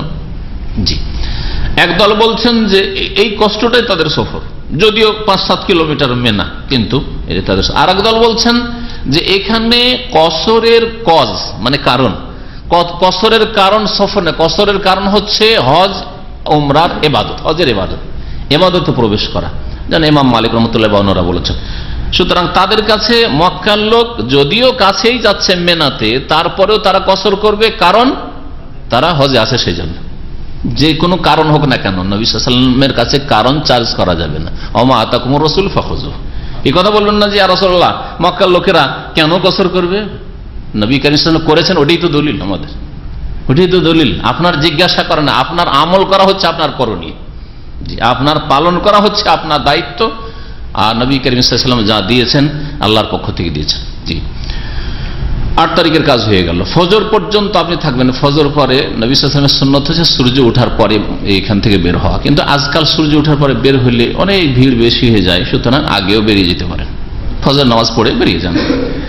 বরং যারা কাফেলার সাথে যাচ্ছেন, বাসগুলি রাত 2-3টের দিকে 12টা-1টার পরেও বেরিয়ে চলে যায়, তাতেও আপনার আপত্তি করার কিছু না। যদি একটা সুন্নত ছুটলো যে ফজর নামাজটা মিনায় পড়তে পারলেন না, হয়তো আরাফায় বা রাস্তায় কোথাও পড়তে হবে, আপনাদের সুবিধার্থে হয়তো নিয়ে চলে যাচ্ছে। আমাদের শেষ দিকে 2-3 বছর এরকম করেছে, কাফেলাগুলো নিয়ে চলে গেছে। আর কি মশা লাগে এতে, আরাফা থেকে থাকা যায় না, ওই মশার জালে আর ঘুম আসে না। রাত 2টোতে গিয়ে নামিয়ে দিয়েছে, ভোর হয় না, সারাদিন তো আছেই পড়ে কাটাইতে হবে। তো দিনে আলহামদুলিল্লাহ মশা লাগে না, কিন্তু রাতের মশা ছাড়ে না এই আরাফাতে, কারণ আরাফাতে গাছপালা আছে তো। জি, তো 9 তারিখের কাজ এখন শুরু। 9 তারিখে আরাফা পৌঁছে গেলেন, এটা হচ্ছে আসল হজের দিন। জি, আর ইয়ামুল হাজ্জুল আকবার সম্পর্কে ইখতিলাফ রয়েছে। আল্লাহ পাক যে সূরা তওবা বলেছেন যে বড় দিন, হজের বড় দিন, কেউ বলেছেন আরাফার দিন, কেউ বলেছে কুরবানির দিন। যারা কুরবানির দিন বলেছেন তারা এদিকে লক্ষ্য করে যে এই দিনে অধিকাংশ হজের কাজগুলি, আর যারা বলেছেন আরাফার দিন ফজিলতের দিকে লক্ষ্য করে বলেছেন, আল্লাহু আলাম। তো এই আরাফায় অবস্থান করবেন জোহর থেকে শুরু করে, বিশেষ করে জোহর আসর একসাথে জমা করে পড়বেন। এই জমা হবে জমায়ে কি তাকদীম, অ্যাডভান্স জমা করা। জমা হচ্ছে 2 প্রকার, জামা তাকদীম আর জামা তাখির। এটাই নবী করিম সাল্লাল্লাহু আলাইহি সাল্লামের সুন্নত। কখনো কখনো জোহরের টাইমে আসর জমা করেছেন, মাগরিবের সময় এশা পড়ে নিয়েছেন, এটাও জামা তাকদীম, হ্যাঁ, অগ্রিম জমা করে নাও। আর আরেকটা হচ্ছে জামা তাখির, বিলম্ব করে আসরের সময় গিয়ে জোহর পড়া বা এশার সময় মাগরিব পড়া। যেমন মুজদালিফাতে এশার সময় এসে মাগরিব পড়ছেন, তাই না, এটা হচ্ছে জামা তাখির। তবে ফুকাহা কিরামরা কিছু কিছু তারা আবার আরেকটা জমা বাড়িয়েছেন, জামায় সুরি, মানে বাহ্যিক দৃষ্টিতে জমা, আসলে জমা নাই। প্রত্যেকটি নামাজ আপন আপন ওয়াক্তে, কিন্তু দেখতে জমা লাগলো। সেটা হচ্ছে জোহরের নামাজটা ধরেন জোহরের একেবারে শেষ সময়, আর আসরের নামাজটা আসরের আউয়াল ওয়াক্তে, ওর নামে জামা সুরি তারা বলেছে। মাগরিবের শেষ সময় মাগরিবটা পড়লেন, আর তার মাগরিবের শেষ সময় শেষ হইতেই এশা শুরু হয়ে গেল, তখন এশা পড়লেন। যেমন আজকাল আজান হচ্ছে 2টা 47-48 বা কিছু এইরকম টাইম, তাই না, 46 আজকে চলে এসছেন। জি, তো যেই সময় আজান হচ্ছে আসরের, তার 5-7 মিনিট আগে আপনি জোহরের নামাজটা শুরু করলেন, জোহরের নামাজ শেষ হতে আজানের টাইম হয়ে গেল, তখন আসরের নামাজ পড়লেন।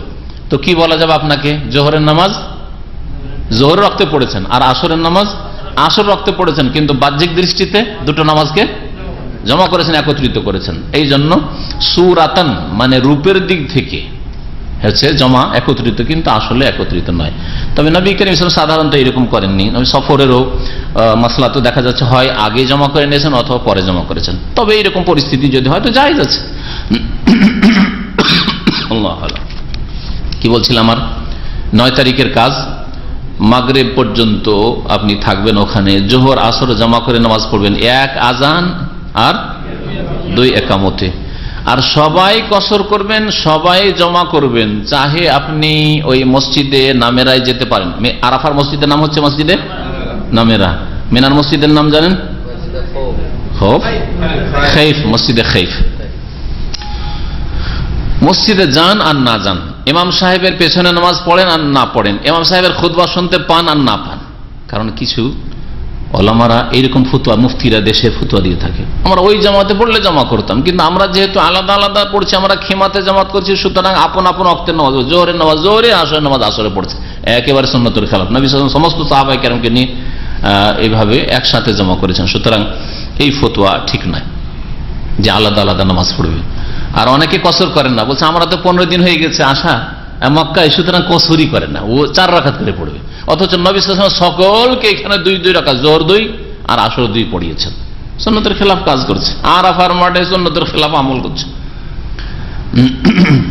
জোহর আসর যখন পড়া হয়ে গেল, বেলা 1টার মধ্যে ধরেন, তার আগেই হয়তো জোহর আসর পড়া হয়ে গেল, 1টা থেকে শুরু করে 6টা পর্যন্ত, বড় দিনে আরো বেশি, 6:30 7টা পর্যন্ত মক্কার সূর্য ডুবার টাইম, অনেকটা সময়। নবী করিম সাল্লাল্লাহু আলাইহি ওয়াসাল্লামের বিদায় হজ মে জুনের দিকে ছিল, বড় দিনে ছিল। তাহলে কত লম্বা সময় ধরে রাসূলুল্লাহ সাল্লাল্লাহু আলাইহি ওয়াসাল্লাম দোয়া করেছেন চিন্তা করেন। দোয়া, জিকির, আজকার, তাসবিহ, তাহলিল, তাওবা, ইস্তিগফার, যত নেক আমল আছে এই ধরনের সবগুলিতে মশগুল থাকবেন। মাঝে মধ্যে কোরআন তেলাওয়াত করবেন, দেখেন অনেকক্ষণ দোয়া করলেন, কন্টিনিউ তো আর 2-4-5 ঘন্টা দোয়া করা যায় না, হয়তো আধা ঘন্টা দোয়া করলেন। তারপরে আপনি আমল চেঞ্জ করেন যাতে বিরক্তি না আসে, কোরআন তেলাওয়াত কিছুক্ষণ করেন, কিছুক্ষণ তাসবিহ তাহলিল করেন, কিছুক্ষণ আপনি তওবা ইস্তিগফার পড়েন, কিছুক্ষণ আপনি দিনের কথা শোনেন অথবা শোনান, যারা শোনাবার যোগ্যতা রাখেন দিনের তালিম দেন, অন্যকে শিখান।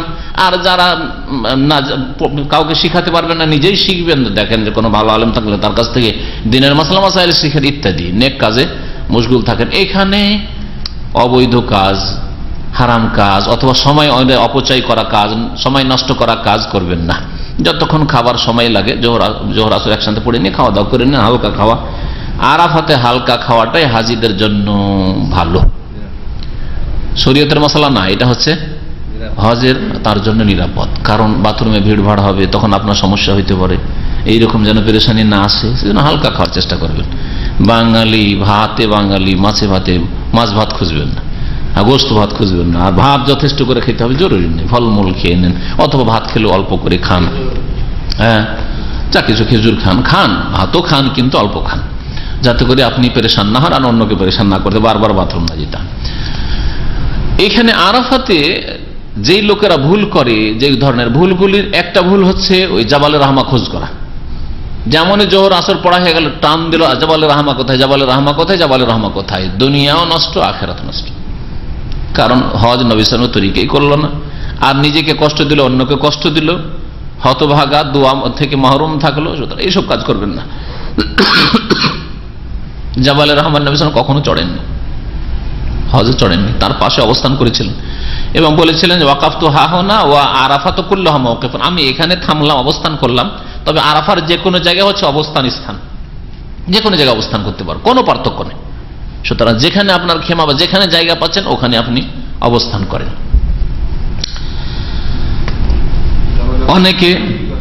অনেকে তামাশা দেখতে যায়, চলো বাইরে গিয়ে দেখে আসি, ঘোরাফেরা করিয়ে দেখি কোথায় কি হচ্ছে না হচ্ছে, কোথায় কি ফ্রি পাওয়া যাচ্ছে, ফ্রির ধান্দায় থাকে।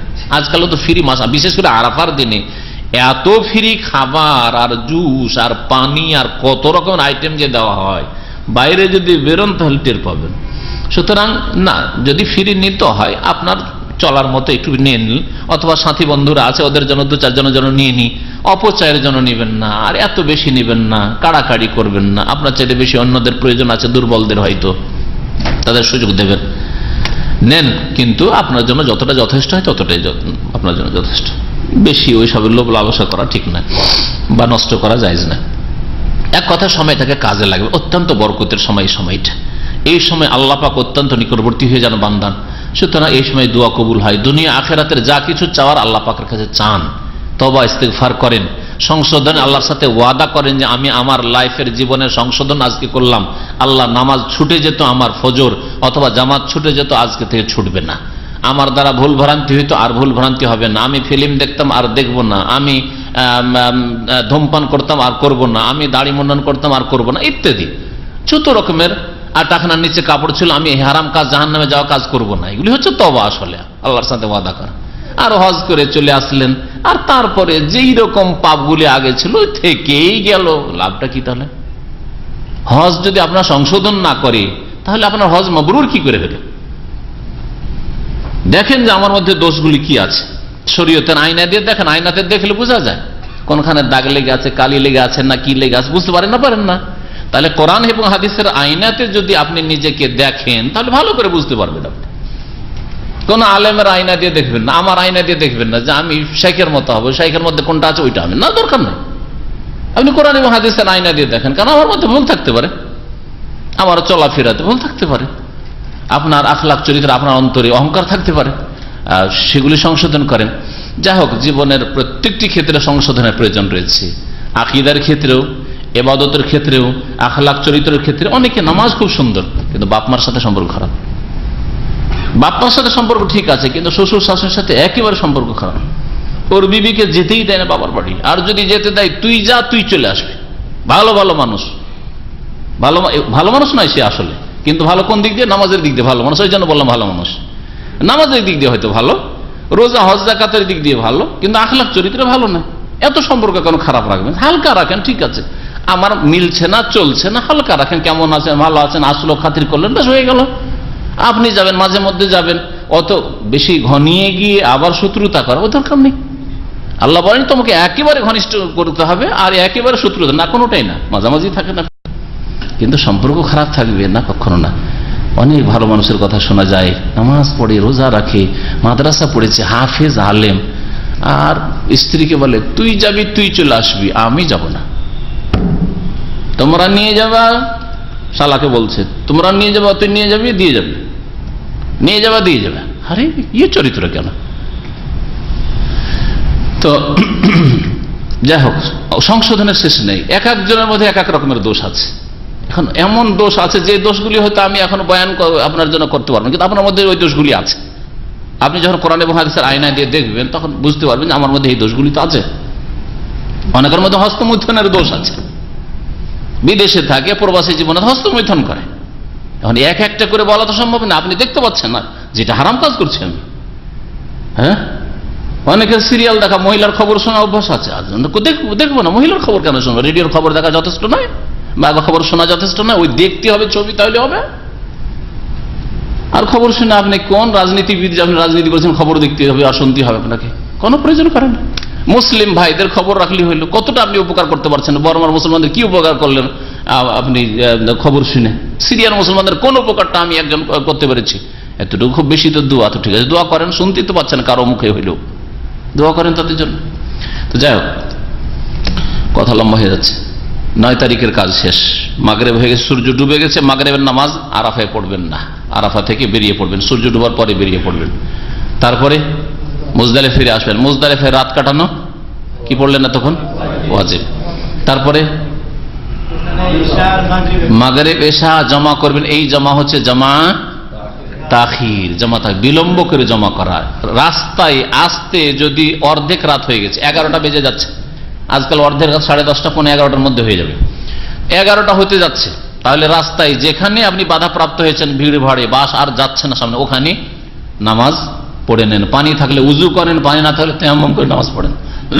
নিচে নামতে পারলে নিচে নেমে, না হলে বাসের সিটে বসে বসে নামাজ পড়েন। কিবলামুখী হতে পারলে কিবলামুখী হন, আর না হলে ফাত্তাকুল্লাহ মাস্তাতাম, যেইভাবে আছেন সেভাবে নামাজ পড়েন, কিন্তু নামাজ বিলম্ব করা যাবে না। রাত 3টার সময় এসে নামাজ পড়ছে, হাজার হাজার হাজিরা, রাত 2টো 3টার সময় সারা রাত ওই মাগরিব এশা চলতে আছে, মাগরিব এশা চলতে আছে, গুনাহগার অবশ্যই। নামাজে রক্ত পার করা জায়েজ নয়, হারাম কাজ। ইন্নাস সালাতা কানাত আলাল মুমিনিনা কিতাবাম মাওকুতা, আল্লাহ বলছেন সূরা নিসার আয়াত, নিশ্চয়ই ইন্নাস সালাত, নামাজ, কানাত আলাল মুমিন, মুমিনদের উপর, কিতাবান ফরজ করা হয়েছে, মাওকুতা ওয়াক্ত মোতাবেক, সময় মতো আদায় করা ফরজ করা হয়েছে, সময় মতো আদায় করতে হবে। তারপরে ফজর পর্যন্ত থাকবেন, ফজর নামাজ পড়বেন। রাত্রে তাহাজ্জুদ পড়া, রাত জেগে দোয়া করা মুজদালিফায়, এগুলি সুন্নতের খেলাফ, নবী সাল্লাল্লাহু আলাইহি ওয়াসাল্লাম এগুলো করেননি। সুতরাং অধিক পরহেজগারি অনেক সময় অতিরঞ্জন, বাড়াবাড়ি বিদাতে পৌঁছায় মানুষকে, এসব করবেন না। এখানে ঘুমিয়ে যাওয়া, আরাম করা, বিশ্রাম করা, এটাই হচ্ছে সুন্নত। ফজরের আজান যেমন হয়ে যাবে, তার আগে উঠেন, উজু করেন, ফজরের নামাজটা পড়েন, ফজর নামাজ পড়ার পরে দোয়া করা, জিকির আজকার, কিবলামুখী হাত উঠিয়ে দোয়া করা সুন্নত এখানে, যদি করতে পারেন সবচেয়ে ভালো। আর যদি দেখেন যে না ভিড় ভাড় হয়ে যাবে আর ফ্যামিলি আছে, আগে চলে যাবে। ফ্যামিলিওয়ালারা অর্ধেক রাতের পরে মুজদালিফা ছেড়ে যেতে পারে, তাদেরকে অনুমতি দিয়েছেন নবী সাল্লাল্লাহু আলাইহি ওয়াসাল্লাম। যাদের সাথে শিশু আছে বা মহিলারা আছে বা দুর্বল রোগীরা আছে, ধরেন আপনার বৃদ্ধ বাবা আছে, আব্বা হজে এসছেন, আর 60-70 বছর বয়স, দুর্বল মানুষ বা রোগী মানুষ, রাত্রি 12টা-1টার দিকে আপনি মুজদালিফাতে বেরিয়ে চলে যান, জায়েজ আছে। নবী করিম সাল্লাল্লাহু আলাইহি ওয়াসাল্লাম দুর্বলদেরকে আগে চলে যেতে বলেছিলেন। তার মধ্যে সাউদা রাদিয়াল্লাহু তাআলা নবী সাল্লাল্লাহু আলাইহি ওয়াসাল্লামের বিবি ছিলেন, তিনি আগে চলে গেছিলেন। আয়েশা রাদিয়াল্লাহু তাআলা বলছেন, যদি সাউদার মতো আমিও চলে যেতাম তো ভালোই করতাম, ভিড়ে পড়ে গেলাম। পরে তিনি আফসোস করেছিলেন। তো যাই হোক, 10 তারিখ হয়ে গেল। 10 তারিখে অধিকাংশ কাজগুলি, আর এই কাজগুলির আলোচনা এর আগে চলে এসেছে, এখন আপনারাই বলেন কি কাজ? হ্যাঁ, বড় জামারে পাথর মারা, মেনায় গিয়ে, হ্যাঁ, তারপরে কুরবানি নিজের হাতে করতে চাইলে কোরবানি করা, আর যদি কাউকে পয়সা দিয়ে দিতেন বিশ্বস্ত কোথাও কোরবানি করার জন্য, তাহলে কখন কোরবানি হলে ওইসব নিয়ে পেরেশান হওয়ার কিছু নেই। হ্যাঁ, তারপরে মাথা মুন্ডন করা বা পুরো মাথা থেকে চুল ছোট করা, যদি ছোট করতে চান। হ্যাঁ হ্যাঁ, তিনটে কাজ হওয়ার পরে কি করবেন? এহরাম খুলে দেন, গোসল করে নেন, পরিষ্কার পরিচ্ছন্ন হয়ে যান। এখন আপনি প্রাথমিক হালাল হয়ে গেছেন। সুগন্ধি লাগান, সেলাই করা কাপড় পরেন, যেই কাপড় আপনার আছে সেই কাপড়ই পরেন, আর তারপরে মক্কা চলে যান। মক্কা গিয়ে বাইতুল্লাহর তওয়াফ করবেন। এই তওয়াফটা হচ্ছে একটু আগে আলোচনা এসছে কি রুকুন ফরজ, এটা হচ্ছে হজের স্তম্ভ রুকুন। বাইতুল্লাহর তওয়াফ করার পরে যেমন ভাবে তওয়াফ করতে হয়, এই তওয়াফে রামালও নেই আর ইজতিবাও নেই। কেউ যদি ইহরামের অবস্থায় থেকে যায়, কাপড় বদলাতে পারেনি, তার মানে এই নয় যে বগলের তলা দিয়ে আর কাঁধটায় খুলে রেখে এ করবে, তওয়াফ করে, এরকম করবে না। এই আর রামাল একটু জোরে চলার চেষ্টা করা, এটাও নেই। একমাত্র এটা কোন তওয়াফে আছে? তওয়াফে কুদুমে, প্রথম যে তওয়াফ সেটাতে। সুতরাং এতে যদি এইরকম কেউ করে তাহলে ভুল করবে, সুন্নতের খেলাফ কাজ করবে, বরং বিদআতি কাজ করবে।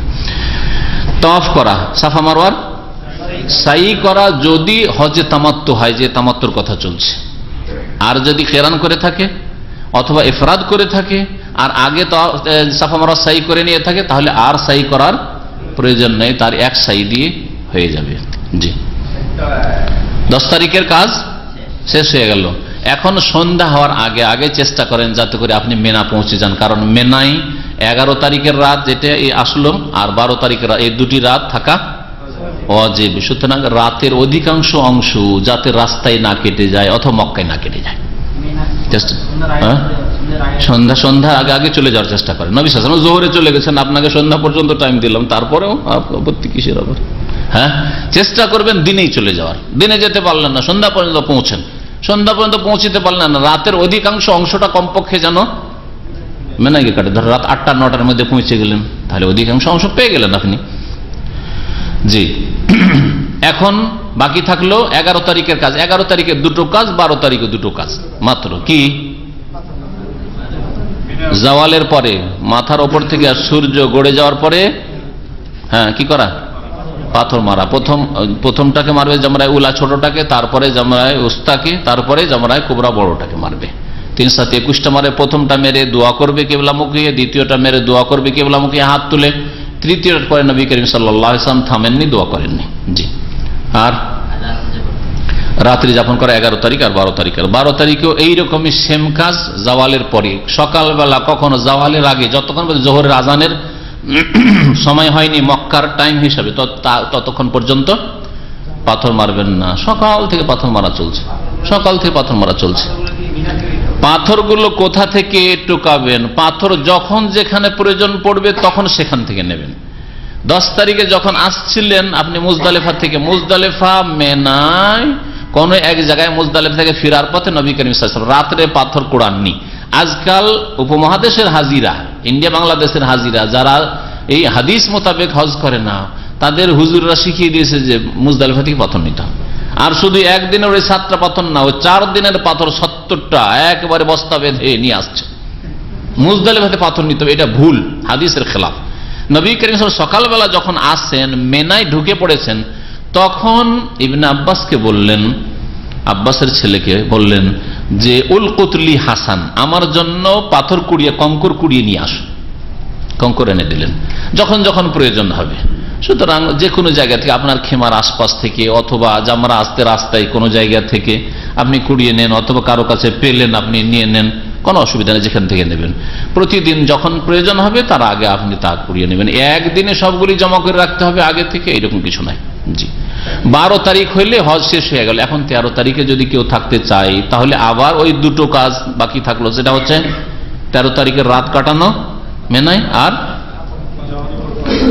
আবার জাওয়ালের পরে সকাল 10টা 11টা মেরে টান দিয়ে মক্কা চলে আসবেন না। জাওয়ালের পরে যখন মাথার উপর থেকে সূর্য ঘুরে যাবে তখন পাথর মারেন, আর পাথর মারার পর 3-7-21টা পাথর মারার পরে আপনার ফুল হজ হয়ে গেল।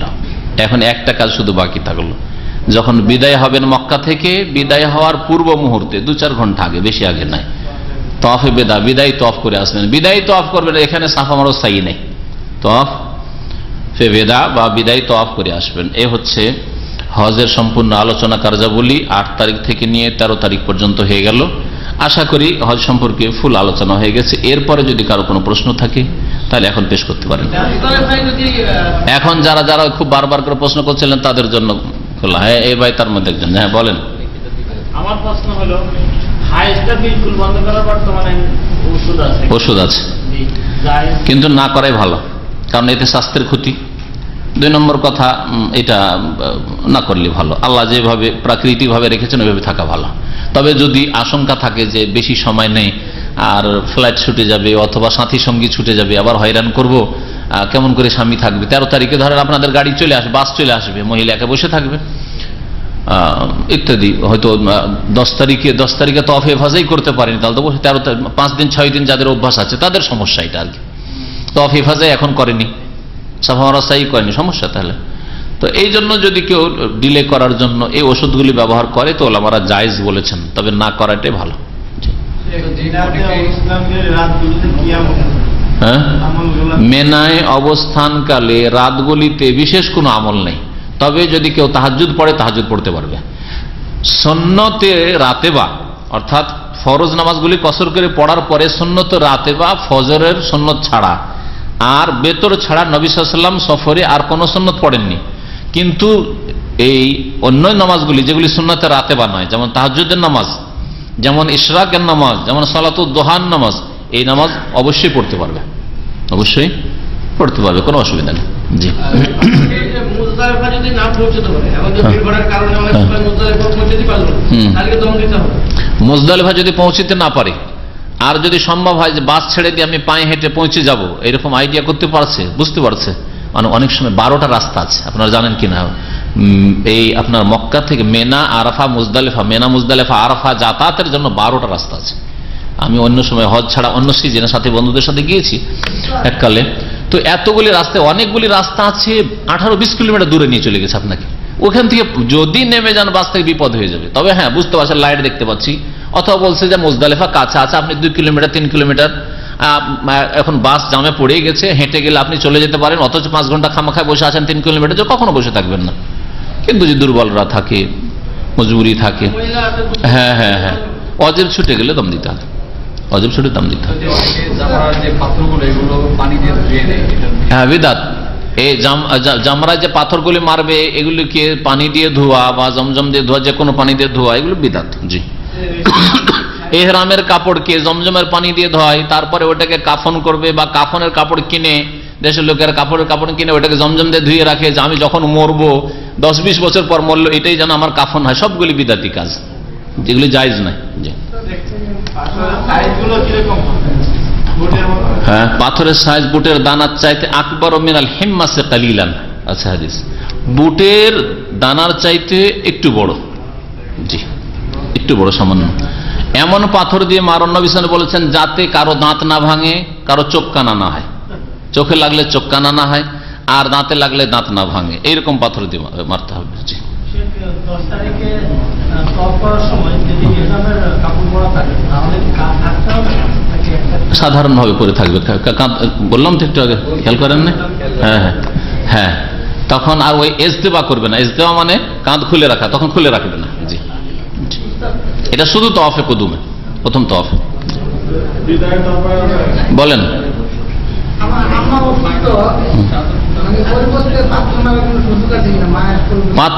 পাথর মারাই, কঙ্কর মারাই বদল চলবে, নেয়াবত চলবে, ওকিল বানানো অন্যকে চলবে, কঙ্কর মারাই বদল চলবে। গল্প করেন না, শোনেন। কঙ্কর মারাই নেয়াবত চলবে বা বদল চলবে, ওকিল বানানো চলবে কেউ, কিন্তু কার চলবে? যেই ব্যক্তি চলতে পারছে না, পাথর মারতে পারবে না, হয়তো তার বার্ধক্যের কারণে বা একেবারে রোগী, সেই কারণে। মহিলা আর জোয়ান হয়ে আছে, অসুবিধা নেই, মারতে পারবে, একটু লেট করে গেলে আর দিয়ে দিল, যাও তুমি মেরে চলে আসবে, স্বামী মেরে চলে আসবে, এরকম নয়। নবী সাল্লাল্লাহু বিবিরা মেরেছেন সবাই, বোঝা গেছে। একটু লেট করে যাবে, মহিলারা একটু লেট করে গেলে ভিড় কমে যাবে। আর আজকাল আলহামদুলিল্লাহ জামারাতে ভিড় নেই, কয়েক তলা হয়ে গেছে, 4-5 তলা হয়ে গেছে, সুতরাং আর ওই ভিড়ের জামানা চলে গেছে। আরাফার দিনের খাস দোয়া তেমন নাই, তবে একটি দোয়া নবী সাল্লাল্লাহু আলাইহি ওয়াসাল্লাম সবচেয়ে বেশি পড়েছেন আর ওর ফজিলত বলেছেন। হ্যাঁ, সেটা হচ্ছে লা ইলাহা ইল্লাল্লাহু ওয়াহদাহু লা শারীকা লাহু লাহুল মুলকু ওয়া লাহুল হামদু ওয়া হুয়া আলা কুল্লি শাইইন। আল্লাহর গুণগানমূলক দোয়া, দোয়া হচ্ছে দুই রকম। আর এটা হচ্ছে আল্লাহর কাছে যাচ্ছামূলক দোয়া, ভিক্ষা করা, চাওয়ার দোয়া। চাওয়ার দোয়া আপনার মর্জি মোতাবেক চাইবেন, আপনি কি চাইবেন, আপনার কি ভুল ভ্রান্তি আছে, কি রকম তওবা করবেন আর কি ধরনের জিনিস চাইছেন, আপনার প্রয়োজন আপনার কাছে, বোঝা গেছে। বাকি আল্লাহ পাকের গুণগানের ক্ষেত্রে যত তসবিহ তাহলিল আছে হাদিসে অথবা যেগুলি দোয়া ব্যাপক অর্থ বহনকারী দোয়া, এই দোয়াগুলি পড়বেন দোয়ার কিতাবগুলিতে, অথবা শেখ বিন বাজ রহমতুল্লাহ আলাইহির যদি ওই হজ্জের নিয়মাবলীর কিতাবটা থাকে শেখ আলিমুদ্দিন নদীয়াবির অনুবাদে, তাহলে ওতে একটা দোয়ার চ্যাপ্টার আছে, এই দোয়াগুলি একত্রিত করা হয়েছে, ওই দোয়াগুলি নিতে পারবেন। যথেষ্ট, জি।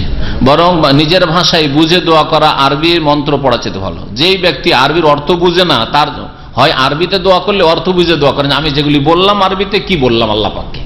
আর যদি অর্থ না বুঝেন তো খামাখাই বিনা বুঝাই দোয়া করেন আরবি দিয়ে, আপনি নিজের ভাষায় দোয়া করেন। কারণ নিজের ভাষায় দোয়া করে যে একাগ্রতা হবে, যে আন্তরিকতা হবে, যেইভাবে চোখে পানি আসার সম্ভাবনা আছে, আরবি মন্ত্র পড়ে হবে না কখনো।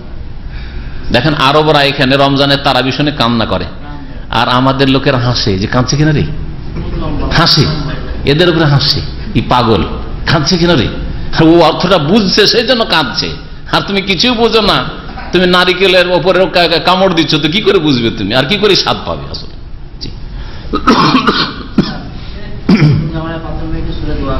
হ্যাঁ হ্যাঁ, কোনটাতে? হ্যাঁ, একটু আগে তো বললাম যে প্রথম আর দ্বিতীয়তে শুধু দোয়া করা আছে, তৃতীয়তে দোয়া করাও নেই আর থামাও নেই, বললাম তো। দোয়া করার স্থান, এখন যদি আপনাদের প্রশ্ন শেষ হয়ে যায় তো দোয়া করার স্থানগুলি চিহ্নিত করেন, যাতে করে ভালো করে দোয়া করে আসতে পারেন। কোথায় প্রশ্ন আছে? ঠিক আছে,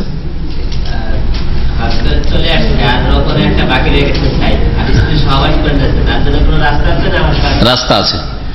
তাহাল্লুলে আউয়াল, প্রাথমিক হালালের পূর্বে যদি এ হয়ে যায়, কি বলে সহবাস, তাহলে তখন বড় ধরনের এ আছে। হ্যাঁ, আর যদি দ্বিতীয় হালাল পর্যায়ের হালাল বাকি আছে, প্রাথমিক হালাল হয়ে গেছে, তাহলে একটা কুরবানি দিলে হবে। ওই ক্ষেত্রে একটা খাসির কোরবানি যথেষ্ট, জি, উট কোরবানি লাগবে না। আর প্রাথমিক হালাল হইলে উটের কোরবানির কথা বলেছেন ওলামারা, জি। যা হোক, এসব মাসলা কাল্পনিক মাসলা, আপনার প্রয়োজন হবে না, আর এখানকার লোকেরও প্রয়োজন আশা করি হবে না, জি জি।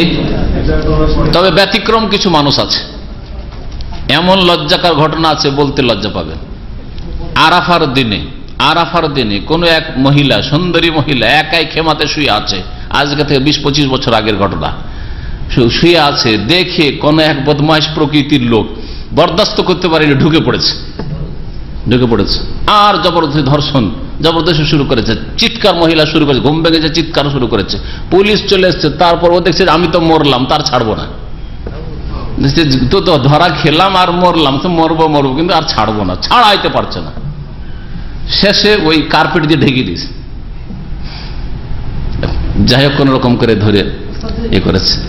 এইরকম ঘটনা, এইরকম ব্যতিক্রম পাশবিক চরিত্রের মানুষ এখনো দুনিয়াতে আছে, কথা বুঝতে পেরেছেন? আল্লাহ যেন হেফাজত করে আমাদের।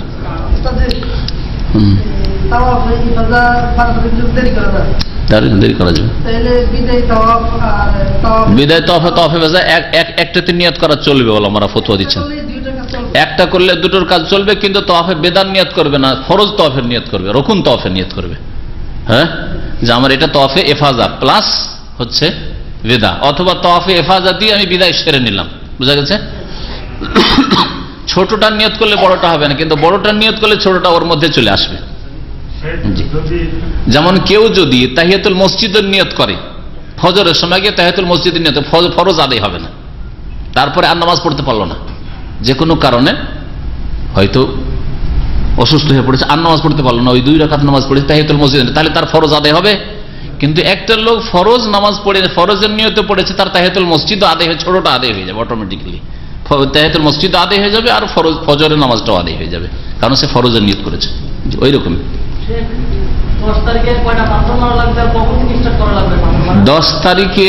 10 তারিখে যদি দুর্বল হয়, মহিলারা হয়, তাহলে ভোর রাত্রে গিয়েও ফজর আগেও মারতে পারে। কোন ওলামারা বলছে ফজর পর্যন্ত ইন্তজার করা ভালো, কিন্তু ইন্তজার করা জরুরি নয়। আর তারপরে সারা দিন যে কোনো সময় মারতে পারবে, সারা রাত মারতে পারবে ফজর পর্যন্ত, এটা হলো লাস্ট টাইম। কিন্তু উত্তম হচ্ছে দিনেই মেরে নেওয়া, দিনের মধ্যে মেরে নেওয়া। বললাম যে বড় জামরাতে একটা জামরাতে শুধু 7টা। শুরুতে বললাম যে 70টা কঙ্করের কথা বললাম, তখন 3, 21, 63 আর 10 তারিখে 7টা, 70 বললাম না? আরাফা থেকে দুবার আগে বলতে ওয়াজিব ছুটে গেল, ওয়াজিব ছুটে। হ্যাঁ, দম দিতে হবে। কেউ যদি আরাফায় সূর্য না ডুবায় আর দিনে দিনে থেকে চলে আসে, তাহলে দম দিতে হবে ঘাটতি পূরণের জন্য। সীমানার বাইরে থাকলে তার অবস্থানই, আরাফায় অবস্থানই করলো না, হজ হবে না, ওটা আরো মারাত্মক, হজই হবে না। শেষ হয়ে গেছে, যান, জাযাকুমুল্লাহ খাইর। দোয়ার স্থানগুলি আপনারা বলেন। প্রথম মক্কা থেকে শুরু করেন, দোয়ার জায়গা কাবা ঘরের কাছে মুলতাজামে দোয়া করা। মুলতাজাম মানে ওই কাবার দরজা আর এই হাজরে আসওয়াদের মাঝখানে দাঁড়িয়ে দোয়া করা, যদি ধরতে পারেন জড়িয়ে, অথবা এমনি দোয়া করা। জি, তারপরে হ্যাঁ, সাফার ওপর মারওয়ার ওপর দোয়া করা, দুটো ক্ষেত্র। জি, আর এটা হয়ে যায়, গুরুত্বপূর্ণ আলোচনা চলছে। আরাফায় দোয়া করা। জি, হ্যাঁ, মুজদালিফায় দোয়া করা ফজর নামাজের পরে, এগুলো দোয়া কবুল হওয়ার স্থান। হ্যাঁ, আর জামরাতে এই যদি ছোট জামরা, প্রথম জামরা আর দ্বিতীয় জামরা, এই দুটো জামরাতে দোয়া করা। এই জায়গাগুলি হচ্ছে হজের মধ্যে দোয়া করার স্থান আর দোয়া কবুলের স্থান। নবী সাল্লাল্লাহু আলাইহি ওয়াসাল্লাম এই ক্ষেত্রগুলিতে দোয়া করেছেন। এছাড়া বাকি দোয়া হচ্ছে নফল দোয়া, অন্য জায়গায় সুন্নত দোয়া বলা যাবে না, নফল দোয়া করলে ভালো, না করলে হ্যাঁ হ্যাঁ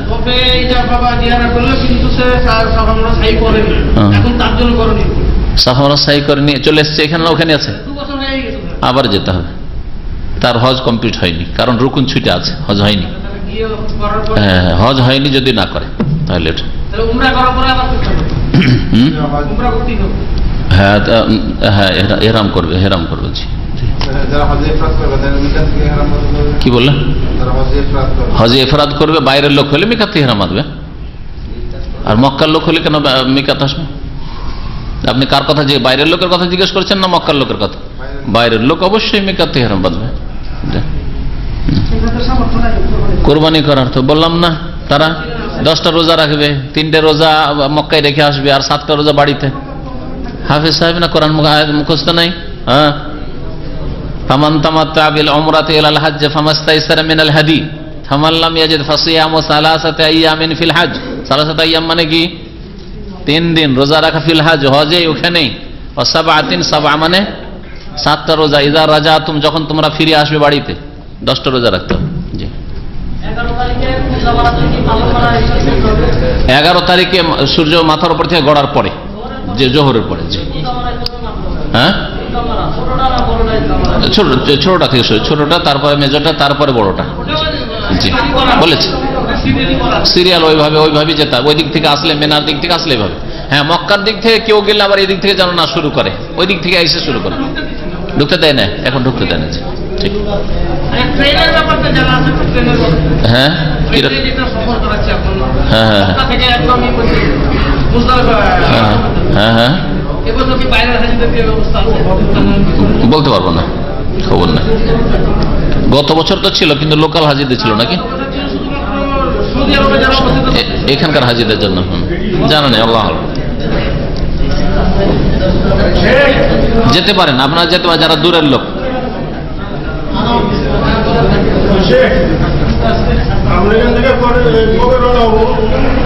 হ্যাঁ, আপনারা রওনা হবেন যে কোনো দিন, না এর হামলার সাথে যাচ্ছেন নাকি, সেই জন্য বলতে পারবো না। হয় 6 তারিখে, না হয় 5 তারিখে। জেনে নেবেন শেখ মুখলিসুর রহমানের কাছে, উনি জেনে বলে দিবেন আপনাদেরকে। এখনো জানা যায়নি, পরে জেনে নেবেন। উমরার 10 তারিখে কেউ যদি মাথার চুল সমস্ত মাথা না কাটে, অর্থাৎ যদি মাথার চারিদিক থেকে একটু একটু করে কাটে না, তাহলে ওয়াজিব আদায় হলো না, ওয়াজিব আদায় হলো না, ওয়াজিব ছুটে থাকলো। আবার পুনরায় পুরো মাথা থেকে চুল কাটবে। যদি ভিড়ের কারণে দিনে, তারপর রাত্রে 10টার পর যদি আরাফায় অবস্থানের সুযোগ পায়, হ্যাঁ হয়ে যাবে, বলেছি তো হয়ে যাবে। কিন্তু ভিড়ের কারণে, মানে যারা দিনে আসতে পারবে, দিনে আসাই সুন্নাত তরিকা, ওইভাবে যাবে। কিন্তু যারা দিনে পৌঁছিতে পারে তাদের ভিড়ের কারণে নয়, ভিড়ের মধ্যে আরাফাতে ইনশাল্লাহ জায়গা হবে। আরাফায় অবস্থান কতটুকু টাইম হইতে হবে এমন কোন টাইম নেই, অল্প কিছুক্ষণও যদি থেকে চলে আসে তবু হজ, ওর ওপর দিয়ে যদি শুধু অতিক্রম করে আসে তবু হজ হয়ে যাবে। একবার বলছে যে 7 তারিখে যদি পৌঁছে তখন কি গোসল করা লাগবে? আমরা যারা হজে যাবো আমাদের তো মনে করো 7 তারিখে আমরা পৌঁছাইলাম, রোববার দিনে আসলাম, তখন কি আমরা গোসল নামাজ পড়বো না নফল নামাজ? হ্যাঁ, গোসল নামাজ পড়বেন। আপনারা তো সফরে আছে, এইখান থেকে যাচ্ছেন সফরে আছে।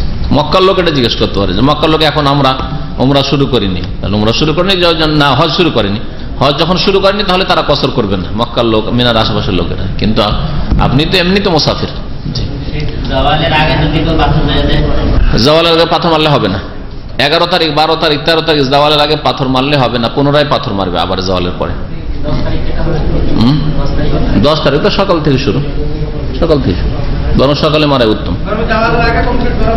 হ্যাঁ, না জরুরি না, জওয়ালের আগে কমপ্লিট করা জরুরি না, অসম্ভব। আজকাল এত লাখ হাজি, আজ সারাদিন রাতেও মারছে লোক, অসুবিধা নেই। ওলামারা বলেছে লাস্ট টাইম ফজর পর্যন্ত, ফজর হলে দ্বিতীয় দিনের শুরু হয়ে যাবে। যদি কেউ না পারে, এখন এক একদিন পারলো না, তার জন্য দম লাগবে কিনা ওলামারা ইখতিলাফ করেছেন। তো একসাথে মেরে নেবে, 2 দিনের একদল বলছে দম লাগবে না, আর একদল বলছে না প্রত্যেক দিনের পাথর মারা ওয়াজিব, সুতরাং দম লাগবে। ইখতিলাফি মাসলা।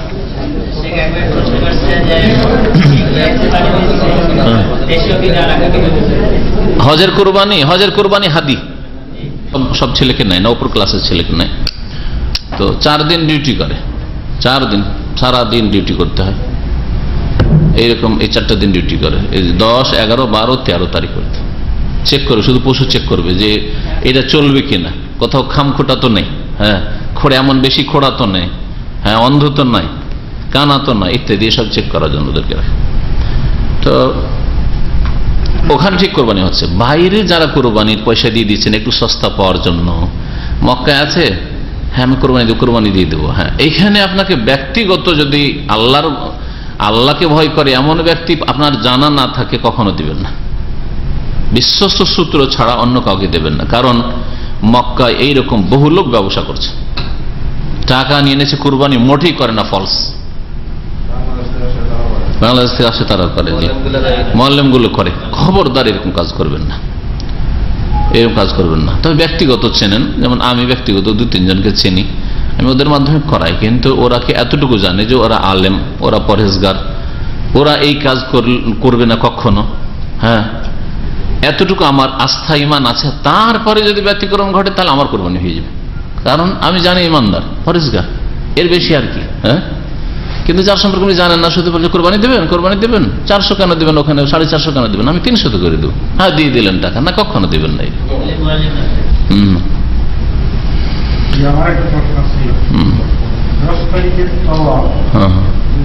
অতিরিক্ত ভিড়ের কারণে অথবা সাময়িক অসুস্থতার কারণে 10 তারিখে না পারে, সেক্ষেত্রে বিলম্ব করা যাবে। ওলামারা বলেছেন বিলম্ব করা যাবে, 11 তারিখ 12 তারিখ 13 তারিখ এর মধ্যেই করেন ভালো সবচেয়ে, কারণ হজের আসল দিন হচ্ছে এগুলি। আর এতেও যদি কোনো অসুস্থ ব্যক্তি থাকে আর না করতে পারে, আইয়ামে তাশরিকেও পরে করলেও চলবে, অসুবিধা না। জি, তবে উত্তম নিঃসন্দেহে পারলে 10 তারিখে করায়, কারণ নবী করিম সাল্লাল্লাহু আলাইহি ওয়াসাল্লাম 10 তারিখেই করেছেন এবং 10 তারিখে সকালবেলা জোহরের আগেই করেছেন। একটি হাদিস মোতাবেক নবী সাল্লাল্লাহু আলাইহি ওয়াসাল্লাম জোহরের নামাজ মিনা ফিরে এসে পড়েছেন, আর একটি হাদিস আছে যে নবী সাল্লাল্লাহু আলাইহি ওয়াসাল্লাম মক্কায় পড়েছেন। এই 2 হাদিসে পরস্পর দ্বন্দ্ব থাকায় ওলামারা বলেছেন যে হতে পারে যে নবী সাল্লাল্লাহু আলাইহি ওয়াসাল্লাম সেই দিন 2 বার নামাজ পড়েছিলেন, হয়তো মক্কায় পড়ে নিয়েছিলেন কিছু লোকের সাথে, আবার যখন মেনায় পৌঁছলেন দেখলেন যে অনেক লোক নামাজ পড়েনি, তাদেরকে হয়তো পড়িয়েছেন, এভাবে সমন্বয় করা হয়েছে। আল্লাহ আল্লাহ, আমি সমন্বয়টা এই জন্য বললাম যে আবার যদি বিপরীত হাদিস পেয়ে যান তখন ভাবেন যে শেখ তো বলেছে যে নবী সাল্লাল্লাহু আলাইহি ওয়াসাল্লাম বিদায় হজে 10 তারিখে জোহর নামাজ এসে মিনায় পড়েছেন, কিন্তু আরেকটা হাদিস হয়তো বিপরীতটা পেয়ে গেলেন। এই জন্য এই ক্ষেত্রে পরস্পর বিরোধী 2টো হাদিস থাকলেও সমন্বয় এইভাবে করা হয়েছে। আর এক নামাজ নফলের নিয়তে, ফরজের নিয়তে 2 বার পড়া যায় না, কিন্তু দ্বিতীয় নামাজটি নফল, এই নিয়তে 2 বার পড়া যেতে পারে, বুঝলেন। যখন নামাজ সেরেছেন হয়তো, আর তারপরে দেখলেন যে 1-2 লোক মসজিদে আসলো, জামাত ছুটে আছে, আর একবার লেগে গেল ওর সাথে, তাহলে দ্বিতীয় নামাজ নফলের নিয়ত করেন, জায়েজ আছে যে কোনো নামাজে। চলেন একটা প্রশ্ন করেন। 10 তারিখের যে কাজগুলো উল্টাপাল্টা হয়ে যাবে, তাহলে ঠিক না থাকে। এই ক্ষেত্রে নবী সাল্লাল্লাহু আলাইহি ওয়াসাল্লাম বলেছেন ইফআল ওয়ালা হারাজ, প্রসিদ্ধ হাদিস। 10 তারিখের যে কাজগুলি আছে 4টা বা 5টা কাজ, হ্যাঁ, এই কাজগুলির আগে পরে হয়ে গেলে কোনো অসুবিধা নেই, ইফআল করো, কোনো অসুবিধা নেই। যে কেউ জিজ্ঞেস করতেন নবী সাল্লাল্লাহু আলাইহি ওয়াসাল্লামকে, সেই দিনের জবাবই ছিল ইফআল ওয়ালা হারাজ। হ্যাঁ, ওই দিনের কাজগুলির মধ্যে, অন্য কাজের নয়। এটাকে অনেকে বাড়িয়ে যা ইচ্ছা তাই করে না, যা ইচ্ছা তাই করে না। আরফার ভিতরে থাকলো না, বাইরে থেকে গেল, আর ইফআল ওয়ালা হারাজ অসুবিধা নেই, না, এটা কখনো নয়। মুজদালিফায় রাত কাটাইলো না, বলছে ইফআল ওয়ালা অসুবিধা নেই, না, অবশ্যই অসুবিধা আছে। মেনাতে 11-12 তারিখে রাত কাটাইলো না, আর বলেন মক্কাতে কাটিয়ে দিল, আর বলে ইফআল ওয়ালা হারাজ। কারণ একটা বই একজন আরবি শেখ লিখেছেন, আর ওর প্রতিবাদে বড় ঝড় উঠেছে, আর ওর প্রতিবাদে বই লেখা হয়েছে। সেই জন্য যারা হয়তো আরবি বুঝেন তাদের অবগতির জন্য বলছি, এই ইফআল ওয়ালা হারাজার হাদিসটা নবী সাল্লাল্লাহু আলাইহি ওয়াসাল্লাম 10 তারিখের এই 5টা আমল সম্পর্কে। 5টা আমল কি কি?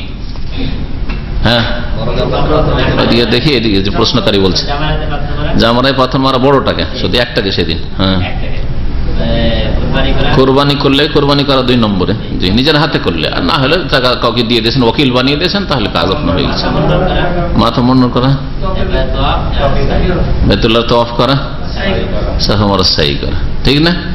এই 5টা কাজের মধ্যে আগে পরে হয়েছে। সাহাবীরা বলছেন, ইয়া রাসূলুল্লাহ হালাকতু ক্বাবলা আন আরমি, পাথর মারার আগে আমি মাথা মুন্ডন করে ফেলেছি। আরেকজন বলছেন নাহারতু ক্বাবলা আন আরমি, আমি কুরবানি করে ফেলেছি পাথর মারার আগে। হ্যাঁ, সাআইতু ক্বাবলা আন আতুফ, আমি তাওয়াফ করার আগে সাই করে ফেলেছি। যদিও এটা এই সবগুলি তরতিবের খেলাফ, উত্তম যেভাবে বললাম ওইভাবে, কিন্তু এই প্রত্যেকের জবাবে ওই দিনের নবী সাল্লাল্লাহু আলাইহি ওয়াসাল্লামের ঐতিহাসিক জবাব ছিল ইফআল, করো, ওয়ালা হারাজ, নো প্রবলেম, কোনো অসুবিধা নেই। লাহারাজ মানে কোনো অসুবিধা নেই বা কোনো সংকীর্ণতা নেই, জি, ওই দিনের জবাব ছিল। জি, রাসূলুল্লাহ সাল্লাল্লাহু আলাইহি কথাকে ব্যঙ্গ করে এক শাইখুল হাদিস তিনি বলেছিলেন ওই আহলে হাদিসদেরকে যে কই গো লা হারাজের দলে না। আল্লাহ হিদায়াত করে, আল্লাহ হিদায়াত করে, আল্লাহ হিদায়াত করে। অনেক সময় এগুলো কুফরি পর্যন্ত পৌঁছাবে। নবী সাল্লাল্লাহু আলাইহি ওয়াসাল্লামের কথা নিয়ে কেউ যদি ঠাট্টা করে তাহলে এটা কুফরি, শুধু বিদআত নয়, কুফরি। ও তো শাইখুল হাদিস নয়, কিন্তু তারপরে কুফরি কথা এটা। নবী সাল্লাল্লাহু আলাইহি ওয়াসাল্লামের যেটাকে ছোট সুন্নাত মনে করেছেন সেটাকেও যদি কেউ ঠাট্টা করে তাহলে কুফরি হয়ে যাবে। নিজের বাপের সামান্য একটা জিনিস, বাপের যদি লেবাস পোশাকটা নিয়ে একটু ঠাট্টা করেন, কি পরে আমার বাপ লুঙ্গিটা, তো বাপকে ভালো লাগবে? হ্যাঁ, কখনো ভালো লাগবে না, অসন্তুষ্ট হবে বাপ। তাহলে রাসূলুল্লাহ সাল্লাল্লাহু আলাইহি ওয়াসাল্লামের হক বাপ মা সারা দুনিয়ার সব কিছুর উপর বেশি, আল্লাহর পরে রাসূলুল্লাহ সাল্লাল্লাহু আলাইহি ওয়াসাল্লামের হক। সুতরাং নবী সাল্লাল্লাহু আলাইহি ওয়াসাল্লামের কোন সুন্নাত নিয়ে কেউ যদি ঠাট্টা বিদ্রুপ করে, ব্যঙ্গ করে, তাহলে কুফর, এতে কোনো সন্দেহ নেই।